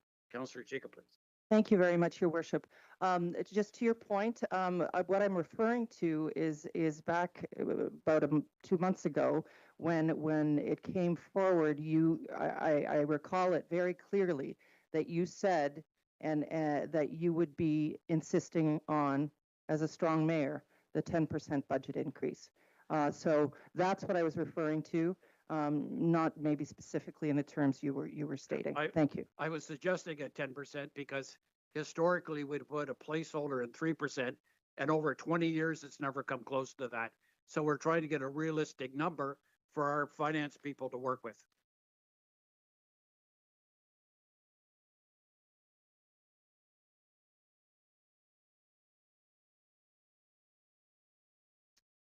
Pursuant to Municipal Act 2001, bracket, subsection 284-16, and subsection 7 of Ontario Regulations 53-2022, Part 6.1, I, Mayor Jeff Leal, have decided as follows. To propose under section 7, bracket 1 of Ontario Regulation 530/22. The City of Peterborough 2026 operating and capital budget and forecast is outlined in the Treasurer's PowerPoint presentation during the council meeting of December 8, 2025. To hereby provide the proposed budget to each member of council and the clerk, and hereby make the proposed budget available to the public, and it's signed by myself, Mr. Clerk.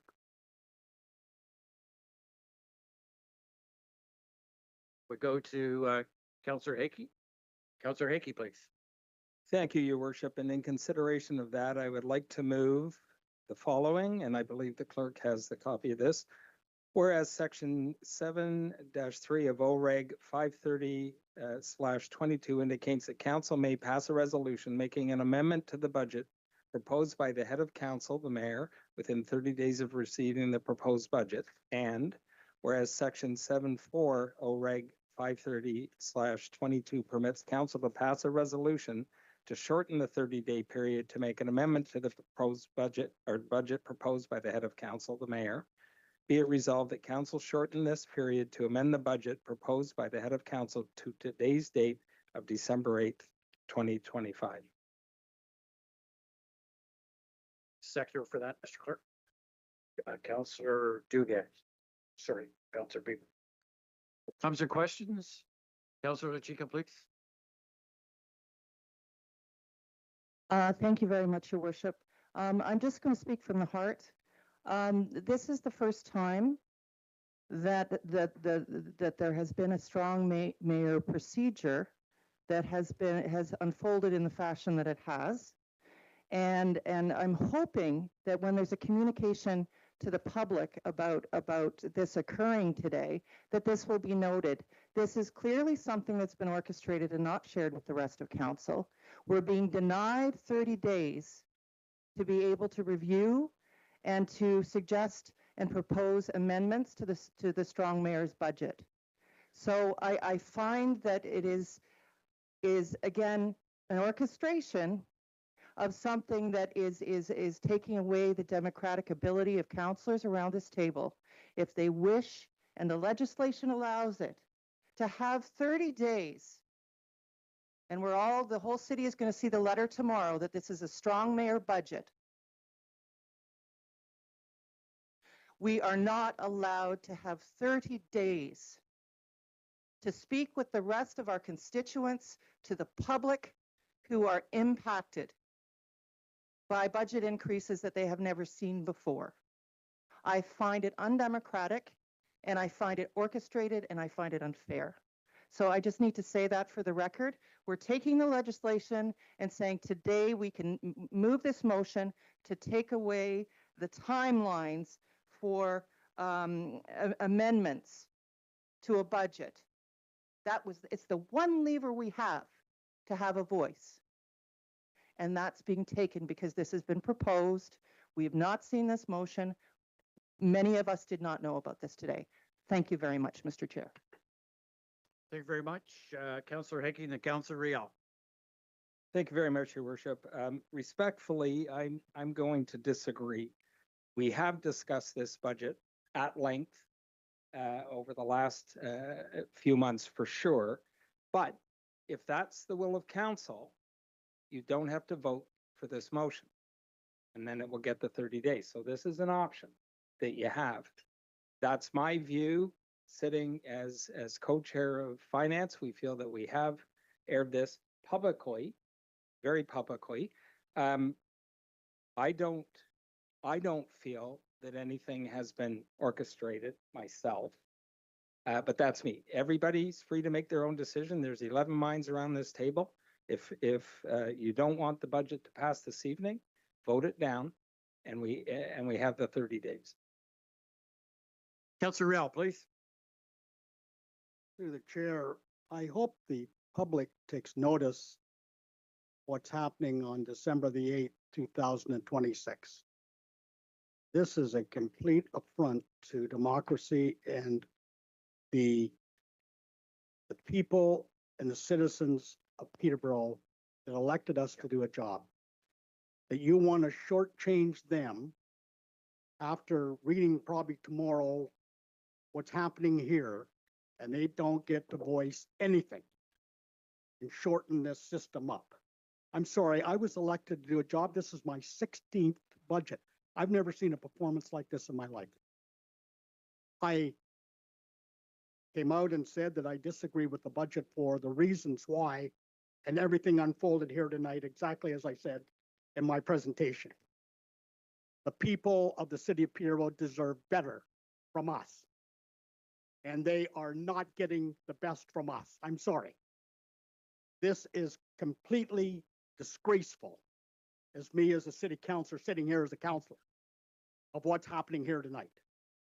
And yes, it is orchestrated. Absolutely orchestrated. Absolutely it is. Orchestrated right from the very start. Please. So shame on you. Shame. Thanks, Councillor Riel. Mr. Rayna, please. Thank you, Mr. Mayor. I just want to respectfully remind all of you that we followed the ditto same process for 2024. I again want to set the record straight here that we followed the ditto process for 2024 budget. Thank you, Mr. Mayor. Councillor Baldwin, please. Then Councillor Chica for a second time. Councillor Baldwin, please. Well, Your Worship, I was going to ask the CEO if this wasn't exactly the same format that was used yesterday, last year for 2024. My recollection was exactly as CEO Reyna has described. But I can say to all of my colleagues and to the public, there's no orchestration here at all. We've spent a good deal of time going through the highlights book, 2 full days. We received opportunities from the public over the last month and a half to speak to councillors, to receive emails. We had public delegations to the budget, and there were several. So to say, come tonight and say that, you know, the events of the budget is orchestrated is completely false. In fact, if it was orchestrated, why did this council ask it go back in an immediate way to the Police Services Board to consider our budget again? Everyone knew it was going to come back to council tonight on December the 8th. That was the push for it to go back to the Police Services Board. Please get back there quickly and have a look at revisions if necessary or if required, so that we could deal with the budget, the mayor's budget tonight. So these are the timelines that I'm aware of that we've been all adhering to. It was exactly the same process as last year. And for someone to suggest, for any of us to suggest, this is an orchestration behind closed doors, is absolutely, irrevocably false. Thank you, Your Worship. Councillor Chica, you're next, second time. Just to stand corrected, I did not say behind closed doors, and I also stand corrected that this did not come forward in 2024. I accept that, I appreciate it, and I stand corrected on that. That yes, as Commissioner Reyna has said, this is a similar to what came forward in 2024. Thank you for that correction, and I appreciate the deputy clerk raising that to me. However, this is the first time that when we initially began the budget process, we were informed that the mayor was insisting that the police budget of 10% increase was to be put forward. It was a direction.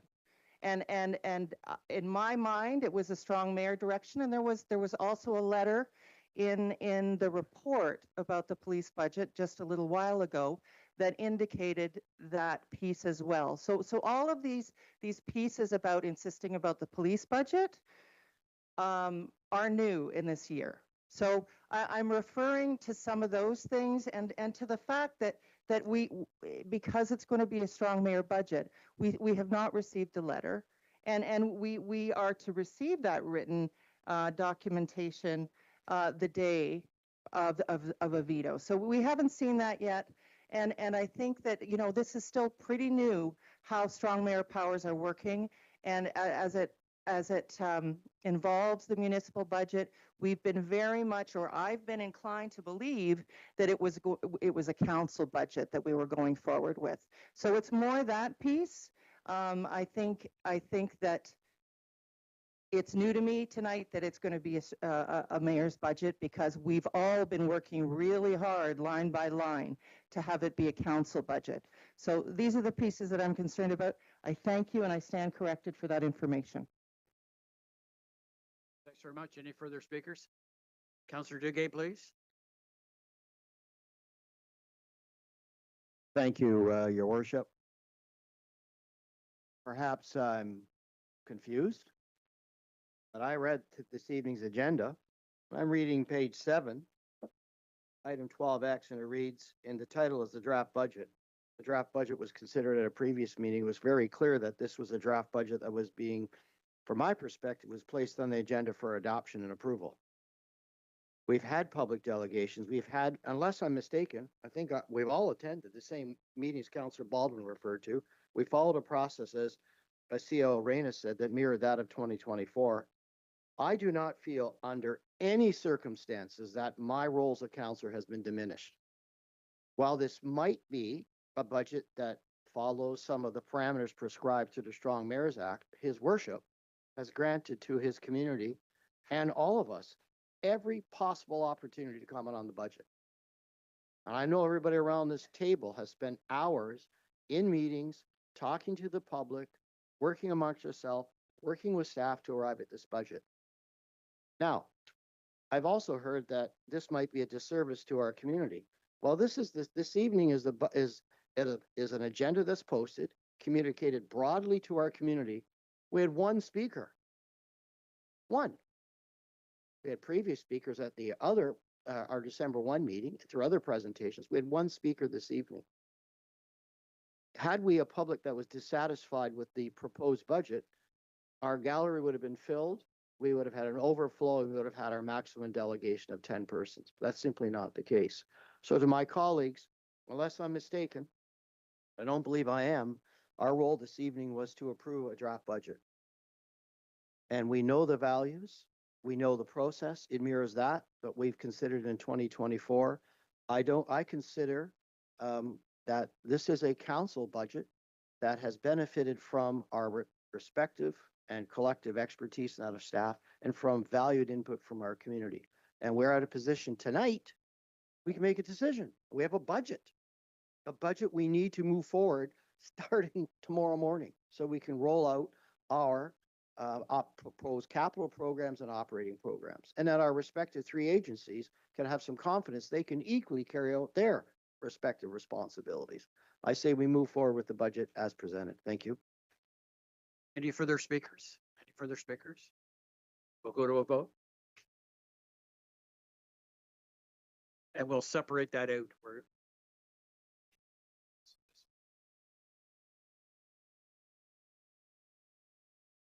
Yes, Your Worship, just for council's benefit, the vote that will be projected here momentarily is to do with shortening the amendment period to December 8th as per the legislation. And then, Mr. Clerk, we'll go to the budget vote with we will identify Councillor Duguay's item.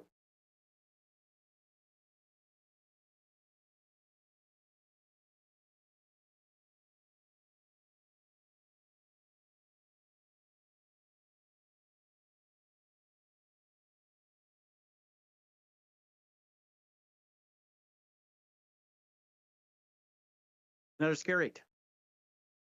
We'll now go to the budget vote with the bus transit item identified out for Councillor Duguay. So go to the full budget first with that exception. Mr. Clerk? Thanks, Your Worship. Might I suggest it's recommendation E, I believe, that Councillor Duguay has a conflict which is to do with the transit garage. Perhaps it may be appropriate. We'll vote for the full budget with the exception of that one, or vote for E first. I might suggest. And then go back to the full budget. Yeah, if that's council's will. In Your Worship, we just need a mover and a seconder for recommendation E. Hey, we're good.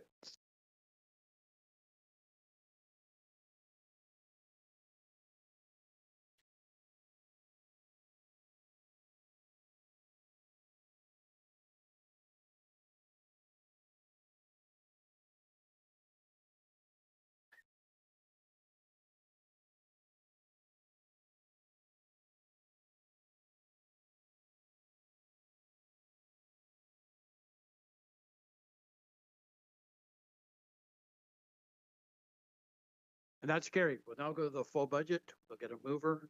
Councillor Duguay, Councillor Baldwin. Good. Thanks, Your Worship. If I'm not mistaken, it was Councillor Riel and Councillor Hakey had put item 12X on the floor initially. Oh, they already done that. Yeah. Okay, so we're good. And if I would suggest, Go ahead. thanks, Your Worship, I would suggest the motion that'll be here before you would be the recommendations that form part of agenda item 12X, which is report FCSF S25-035, less recommendation E, which was the conflict. Councillor Duguay. Thank you, Mr. Clerk. We'll go to a vote.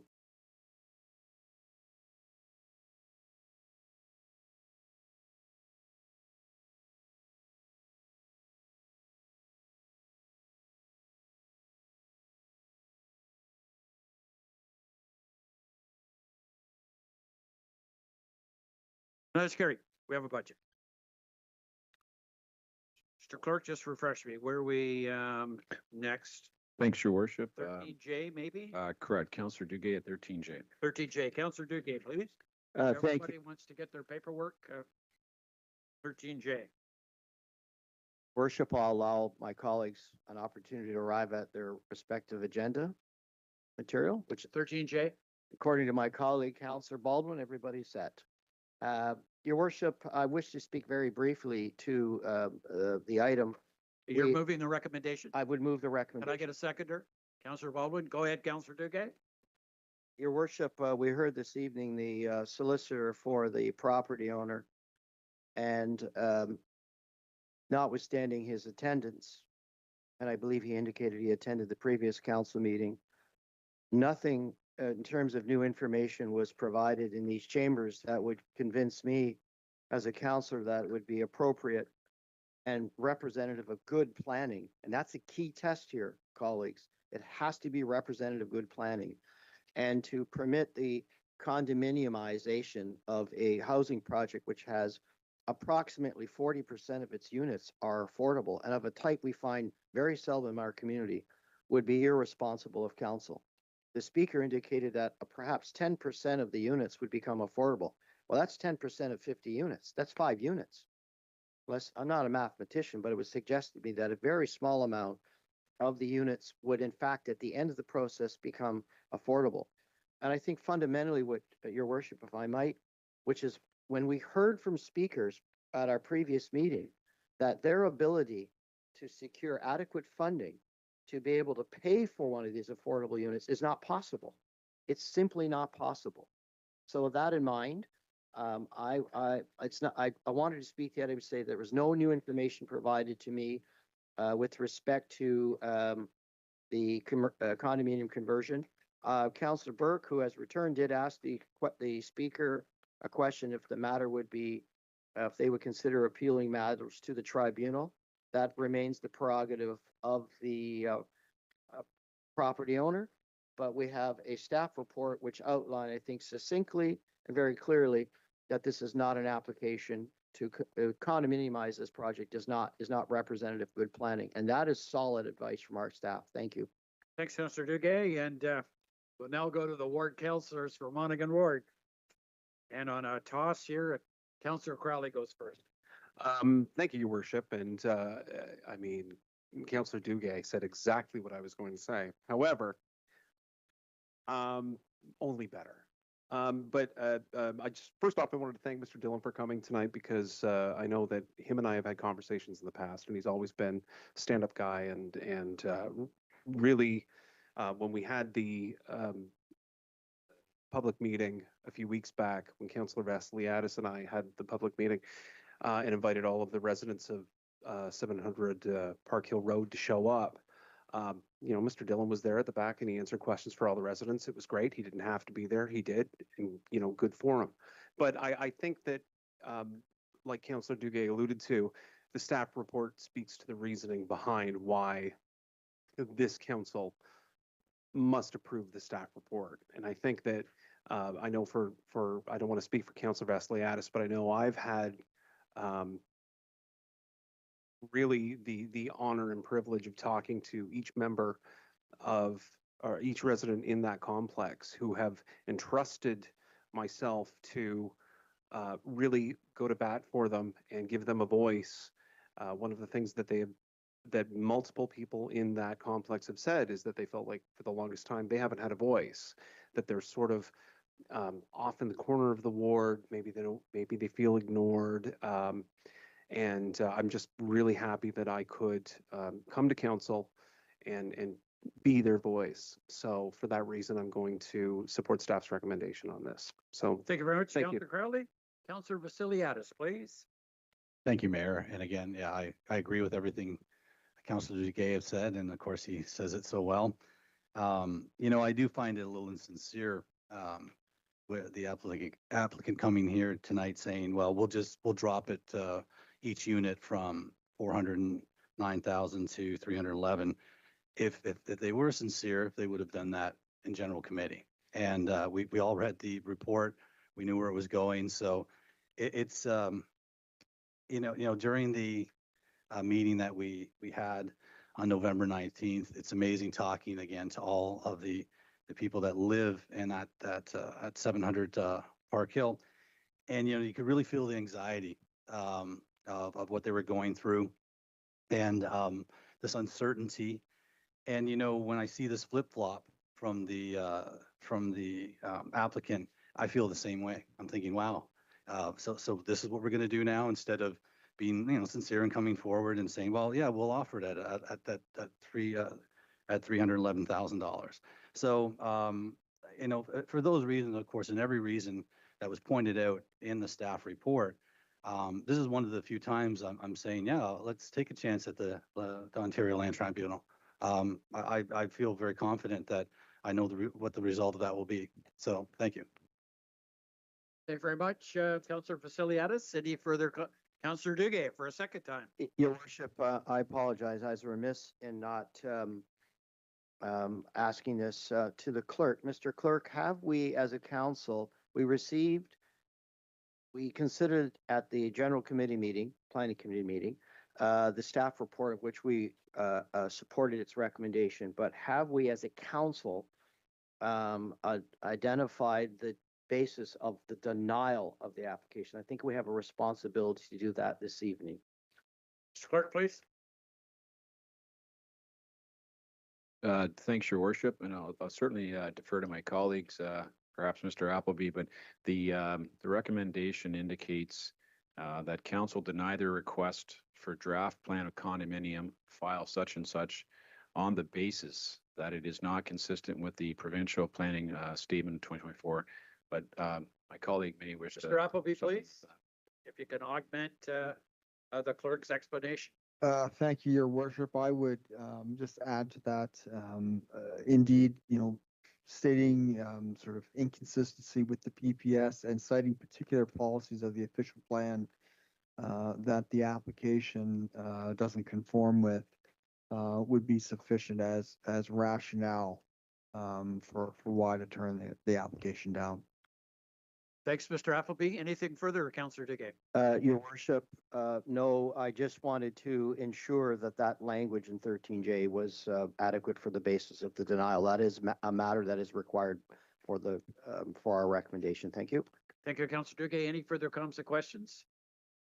We'll go to a vote. It's been duly moved and seconded.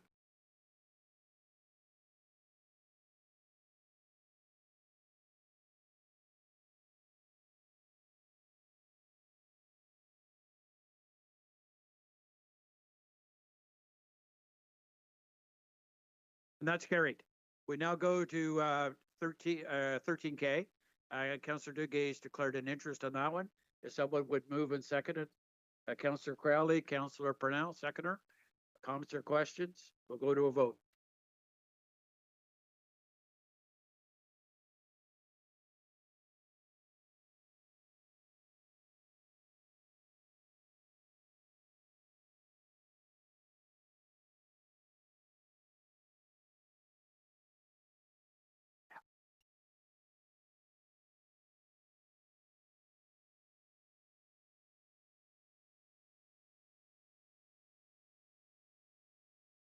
And that's carried. 13L. Councillor Hagy declared an interest there. Someone move 13L. Councillor Duguay, seconder. Councillor Purnell. Some comments? Yeah. Yes, Councillor Beamer, sorry. Thank you, Mayor Lil. So regarding the Tower Hill, just a few comments, and I'm going to ask Commissioner Nelson a question. First off, to the residents of McCrae, thank you for being here this evening, for speaking, for your emails and calls. Mayor Lil, this is an interesting one. When I first heard about this development, that a developer purchased this land, and then a developer was going to build something 4 or 5 years ago, the first question I asked staff is, where's the exit entrance? Because I knew that was going to be the issue. Was it McCrae? Was it Hillview? Was it Simons? Was it a new road? That was going to be the issue. Mayor Lil, I don't say this to make light of the situation, but I've had residents from McCrae contact me, Hillview contact me, and Simons Avenue contact me, and needless to say, they all want the exit entrance elsewhere, and I fully get that. And they all have the same issues, but they're all legitimate issues. All 3 roads are horrific. None of them have services. None of them have street lights. None of them have sidewalks. They all have a lot of potholes. They all have young families. They all have kids that use those roads. So all the issues are the same, but they're all legitimate. The hope is with development comes urbanization and comes an opportunity to upgrade those streets, if not provide services, at least upgrade the streets and provide sidewalks and curbs. In fairness, though, and I'm not saying this because it's mostly McCrae residents here, I've said this to actually all 3 streets. From my perspective, and I'm not a lot of experience with this, but when I look at Simons Avenue exit entrance onto Shamong, which there's a set of lights and turning lanes, and when I look at the Hillview exit entrance out onto Old Tower Hill, which in fairness is at the bottom of the hill, and when I look at McCrae onto Fairburn, to me, it does appear that the McCrae Fairburn is the worst exit entrance in terms of safety and traffic. It is a blind spot. It is a very large hill. You got the Lily Lake development with its 5,000 houses. I've been in McCrae, and it is a bad entrance. So, Commissioner Nelson, what is the plan for safety at that intersection? Will that be something we'll be looking at with the $20+ million of development charges to improve that? I've heard there's the option of shaving down the hill, which would be very costly. But what is the plan for that McCrae Fairburn entrance? Mr. Nelson, please. Through the chair, there is actually within the draft plan of the draft conditions of subdivision indicates a phasing of those streets and those connections. So it would look at, and obviously phase 1 is the anticipation to look at the Simons connection, which argumentatively is there, and as you indicated, probably the most conducive to safely getting out. But then as volumes, et cetera, depict, we would be looking at upgrading those corridors to meet what the OP amendment was dictating in terms of upgrading them to collector status, and then making the possible connections as those volumes increase at those other areas. The McCrae would be looking at what is needed from both a geometric as well as operational improvements to make it safe. Things like traffic signals or some geometric changes to the road geometry, things of that nature, because obviously, as I say, we're not going to implement something that isn't safe. And from that perspective, that's what's recommended as part of the draft conditions of subdivision. Okay, through you, Mayor Leal. Thank you, Commissioner. I think that's important to phase in. I think as you alluded to, and as I alluded to, there's probably another option that's safer right now. That would be phase 1, if you will. And if we get to phase 3, perhaps McCrae could be an emergency exit entrance. Perhaps that's an option. But when we do get to phase 3, there will need to be some significant work if we're going to proceed with it, because that would be a safety issue, that intersection. So thank you, Commissioner Nelson. Thanks, Councilor Beamer. Councilor Burke, please. Thank you, Mayor Leal, and through you to either Mr. Nelson or Mr. Appleby.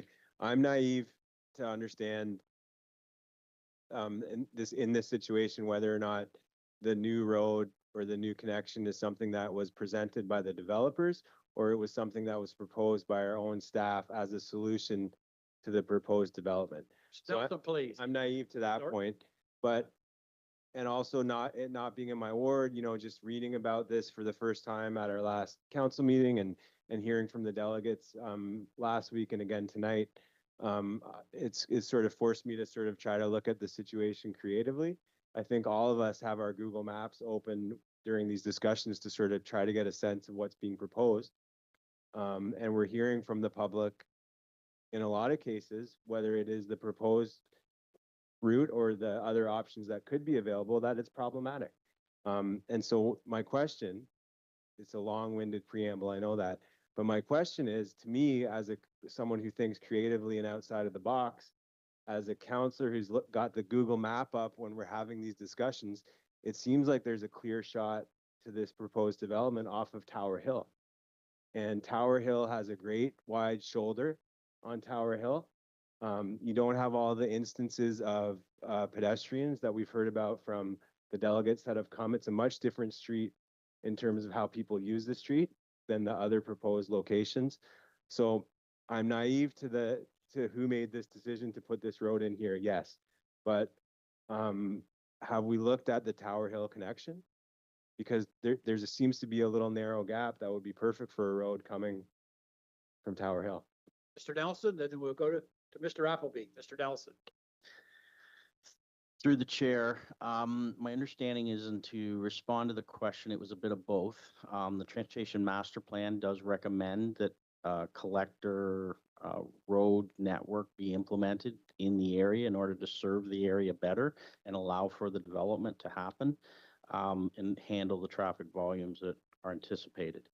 I do believe, and as I say, I will defer to Director Appleby as maybe a little more basically information on it, but my understanding is it was looked at what you're talking about, but the geometric challenges going out to Tower Hill is even more significant, and basically would create some challenges in that tie-in to Tower Hill, but I will defer to Director Appleby if he is. Mr. Appleby, please. Your worship, yes, the option of going up Tower Hill was looked at. It was felt the hill was basically too steep to make a proper collector road, which you want your collector roads to be at certain grades and not exceed certain grades. There was also an option looking at an east-west road to kind of go through the church property and line up with Northcott, or what will become Northcott Avenue, coming up from the Lily Lake area. And that also had some significant challenges. And so that was something we had asked the developer to look at. And then kind of the other option of what's in front of you now was something in additional that the developers had posed as an option as well. Councillor Burke, anything further? I mean, I'll just repeat what I said before, that it feels like this is like a dog's breakfast of planning exercises here and around. I'm grateful to be in town ward where everything's in a grid mostly. But it might be, to me, it feels like this should have been an opportunity for us to look at the whole area from a bird's eye perspective and maybe rethink the way that some things are done to make it better for everybody, not just for the people that are going to be using the new development. Thank you. Thank you, Councillor Burke. Councillor Duguay, please. Thank you, Your Worship. I did appreciate the McCrae residents' attendance this evening, and I've had opportunity to visit the area when we were made aware of this development proposal. But what I've considered, when the city annexed these lands, what we annexed is a network of unfinished subdivision. Hillview Drive ends, dead ends. McCrae Drive, dead ends. Cochrane Crescent, dead ends. Hillside Street, somewhat dead ends. Raymond Street at one time. So there was a series of unfinished subdivisions. And to Councilor Burke's point, it's just, there was an unwillingness at the time, I believe, by Township Smith to really complete this planning area. Now, as it happens, this development seems to be somewhat equidistant amongst all of those. And I have considered the official plan schedule that staff have advanced that shows the connectivity. amongst all these unfinished or dead end roads. Councillor Beamer, you were right to say that with development, one of the byproducts of that in this instance will be once and for all the urbanization of the area, which could mean and lead to improved roads, which means sidewalks, curb and gutter, municipal water, municipal wastewater, and similar facilities. So the reality is somehow in this area, traffic had to either use Hillview, McCrae, DeLine to Simons. Tower Hill Road, unfortunately, is not a possibility. It's just, the grades are absolutely wrong. But I am satisfied with the approach. I'm satisfied with the phasing that is contemplated for this development.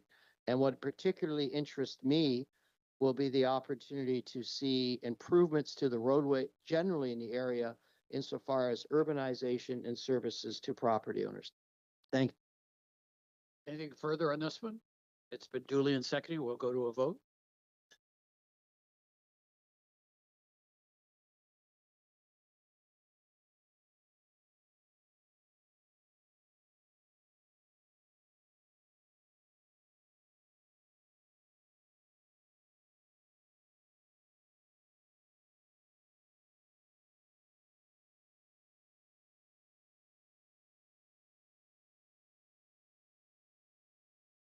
And that's carried. Mr. Clerk, we go to bylaws. That's correct, Your Worship. There's section 14 where items not recommended, and there's no notice of motion under section 15. Oh, that's under other business. Okay, Councillor Purnell. Yeah, I just want to read them for the public record. It's 16A all the way over to 16AS. The last three, 16AT, AU, and AV, need to be separated because of declarations. So you're moved them. Got to get a seconder. Councillor Baldwin, we'll go to a vote.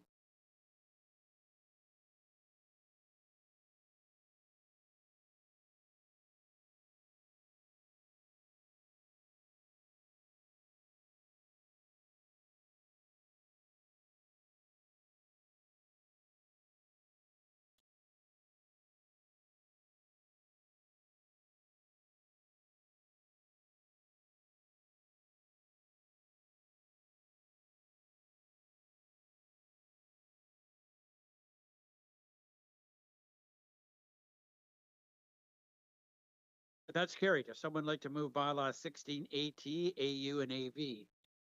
Councillor Purnell. Yes, sorry, Mr. Clerk. Thanks, Your Worship. If I might, I believe 16AT, which is bylaw 25-173, Yep. that's Maryland Drive. So we'll just separate these out one at a time. I believe that was Councillor Duguay's declaration. And the other two, to your point, 16AU and 16AV, those were formed part of the Tower Hill Road, and that was Councillor Hagee's declaration. That's correct. So someone move those three. Councillor Baldwin, we'll go to a vote. Sorry, Mr. Clerk. Thanks, We'll Your do it one at a time. Thanks, Your Worship. If I might suggest, we could do the first one, 173, and Councillor Duguay declared on that. And then the last two could be done together, which is Councillor Hagee. Okay. 173 has been moved by Councillor Purnell and Councillor Baldwin. We'll go to a vote. Just trying to be very efficient here, Mr. Clerk.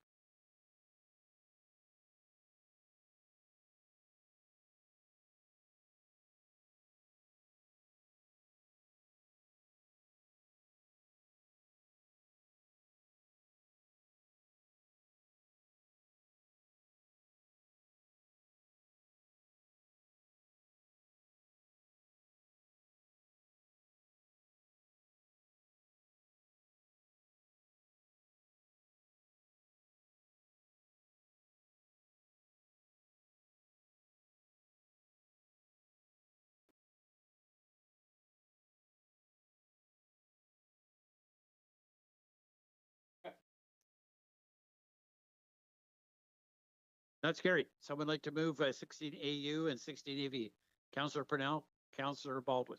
We'll go to a vote.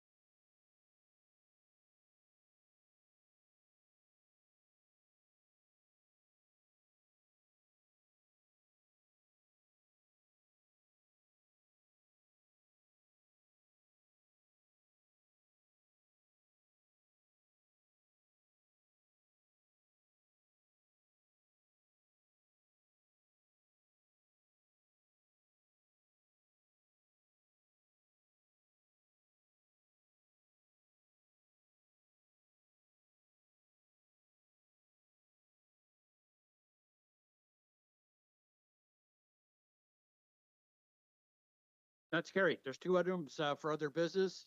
Councillor Duguay, you're up first, and then Councillor Real. Councillor Duguay, please. Thank you, Your Worship. If I might, colleagues, I'd like to take this opportunity to acknowledge the Kinsman Club of Peterborough for their hosting and organizing of a highly successful 50th anniversary Santa Claus parade.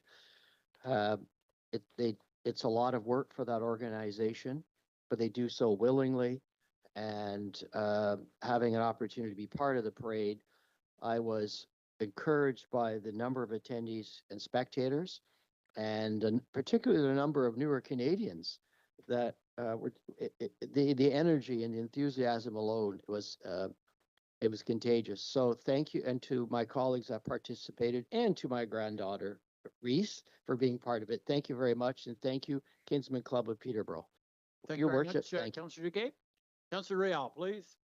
Through his worship, I think there's going to be a motion up here, and it has to do with the closure of the slots at Kawartha Downs. Whereas the county of Peterborough has formally written to the Premier of Ontario expressing deep concerns regarding the announced closure of the slots at Kawartha Downs, and whereas the closure will result in significant job losses and a substantial number of affected employees residing in the city of Peterborough. And whereas the economic impact and closure extends beyond Cavan Monaghan and affects the broader region, labor market, local business, housing stability, and household incomes of the city of Peterborough. Therefore, be it resolved, the city of Peterborough endorse the concerns raised by the county of Peterborough regarding the closure of the slots at Kawartha Downs, that the mayor, on behalf of council, write the Premier of Ontario, the Minister of Finance, the Minister of Labor and Immigration and Training and Skills and Development, and OLG expressing the city's concern regarding the loss of jobs affecting city residents, and request that the province reconsider the closure or provide a detailed transition plan that protects workers in the local economy, and staff be directed to assess, report back on any projected local economic impacts, including job loss estimates, income loss, downstream impact of the city services and support. And I'd like to speak to that. The county of Peterborough has already sounded the alarm of the closure of the slots at Kawartha Downs. They're right to, but many of the people that are losing their jobs don't live in Cavan Monaghan. They live here in the city of Peterborough. This is just not a rural issue. This is a regional economic issue, and we are directly affected. These are good paying jobs. When they disappear, the impact hits our housing market, our social services, our local business, and the household stability of city residents.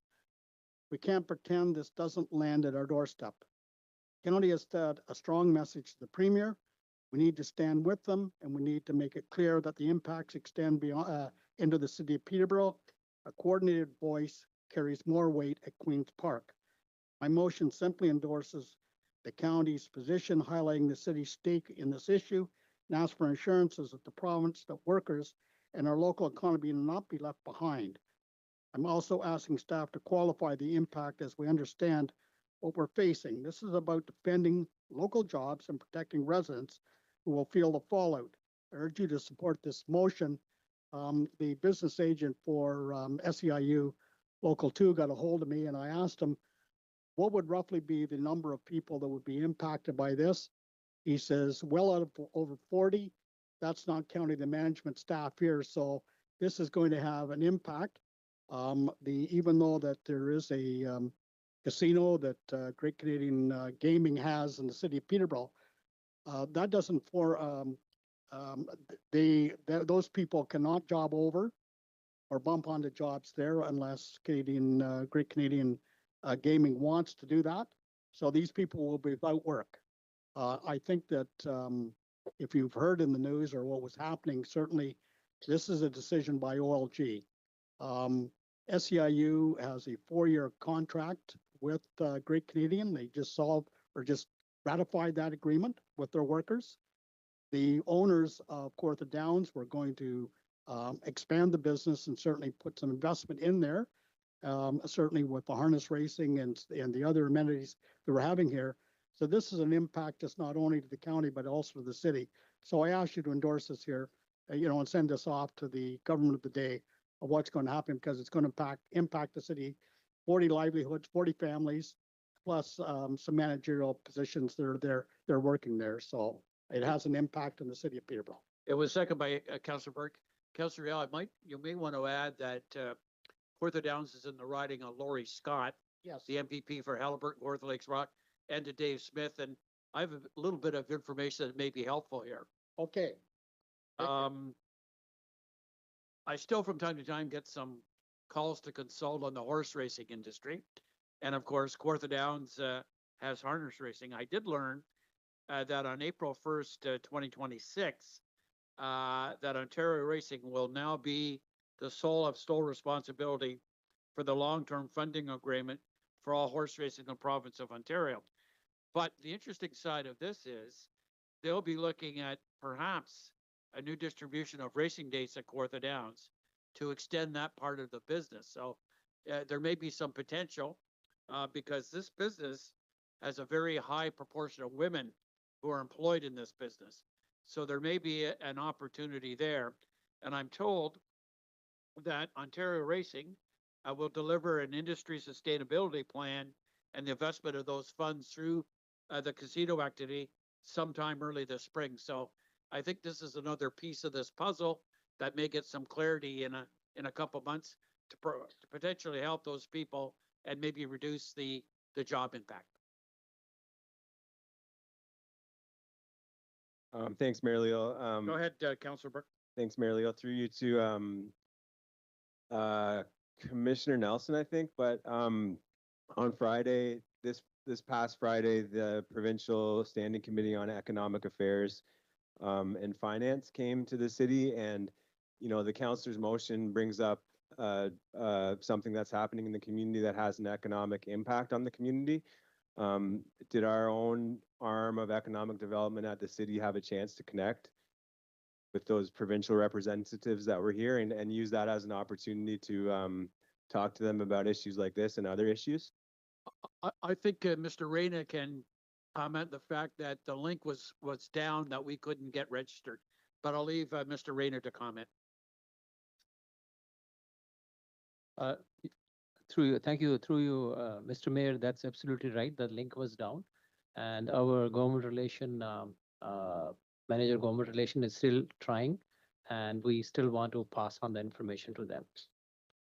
And in fact, Councillor Burke, we're trying to get his spot in Ottawa to make presentations to the standing committee.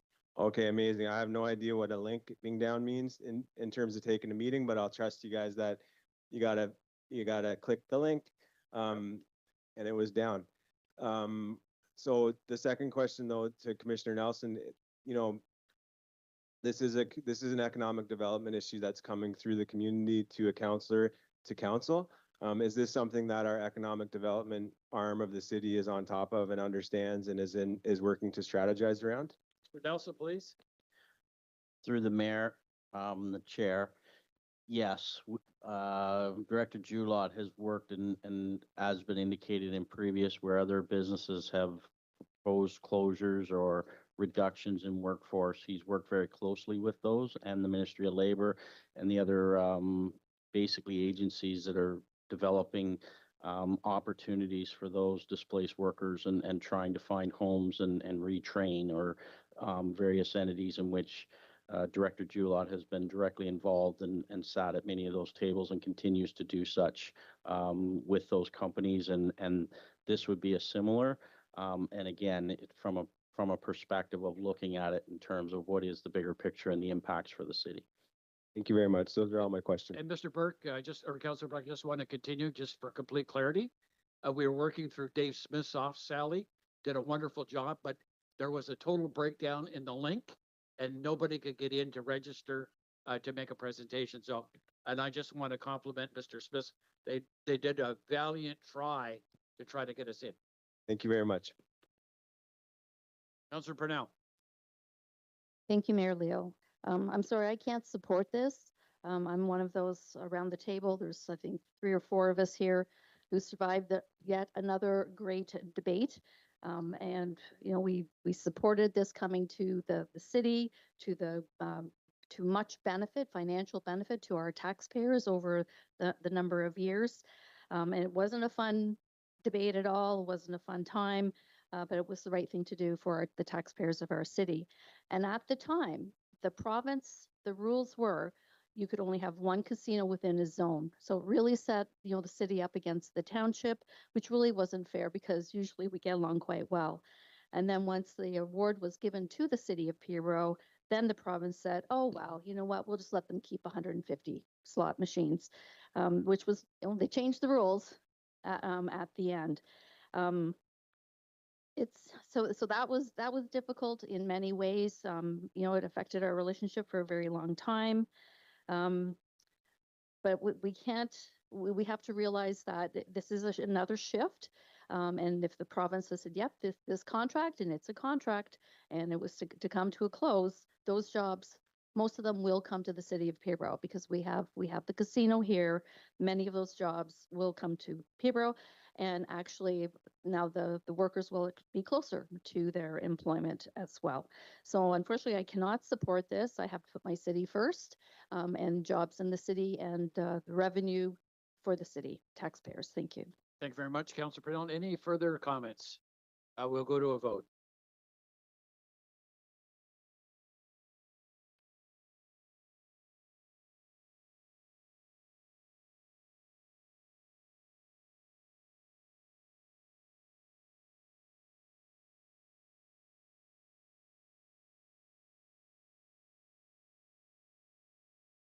That's scary. Someone like to move our confirmation bylaw, 25-176? Councillor Vasiliadis, Councillor Hakey, we'll go to a vote.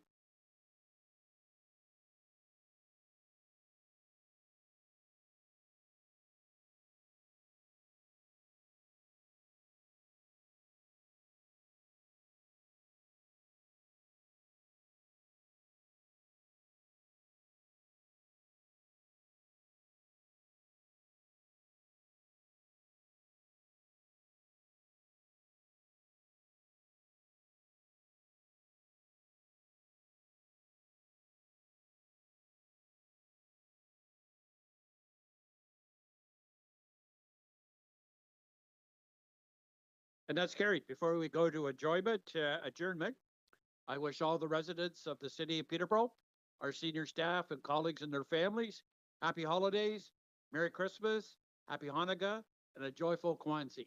Someone like to move adjournment? Councillor Burke, Councillor Crowley, we go to a vote.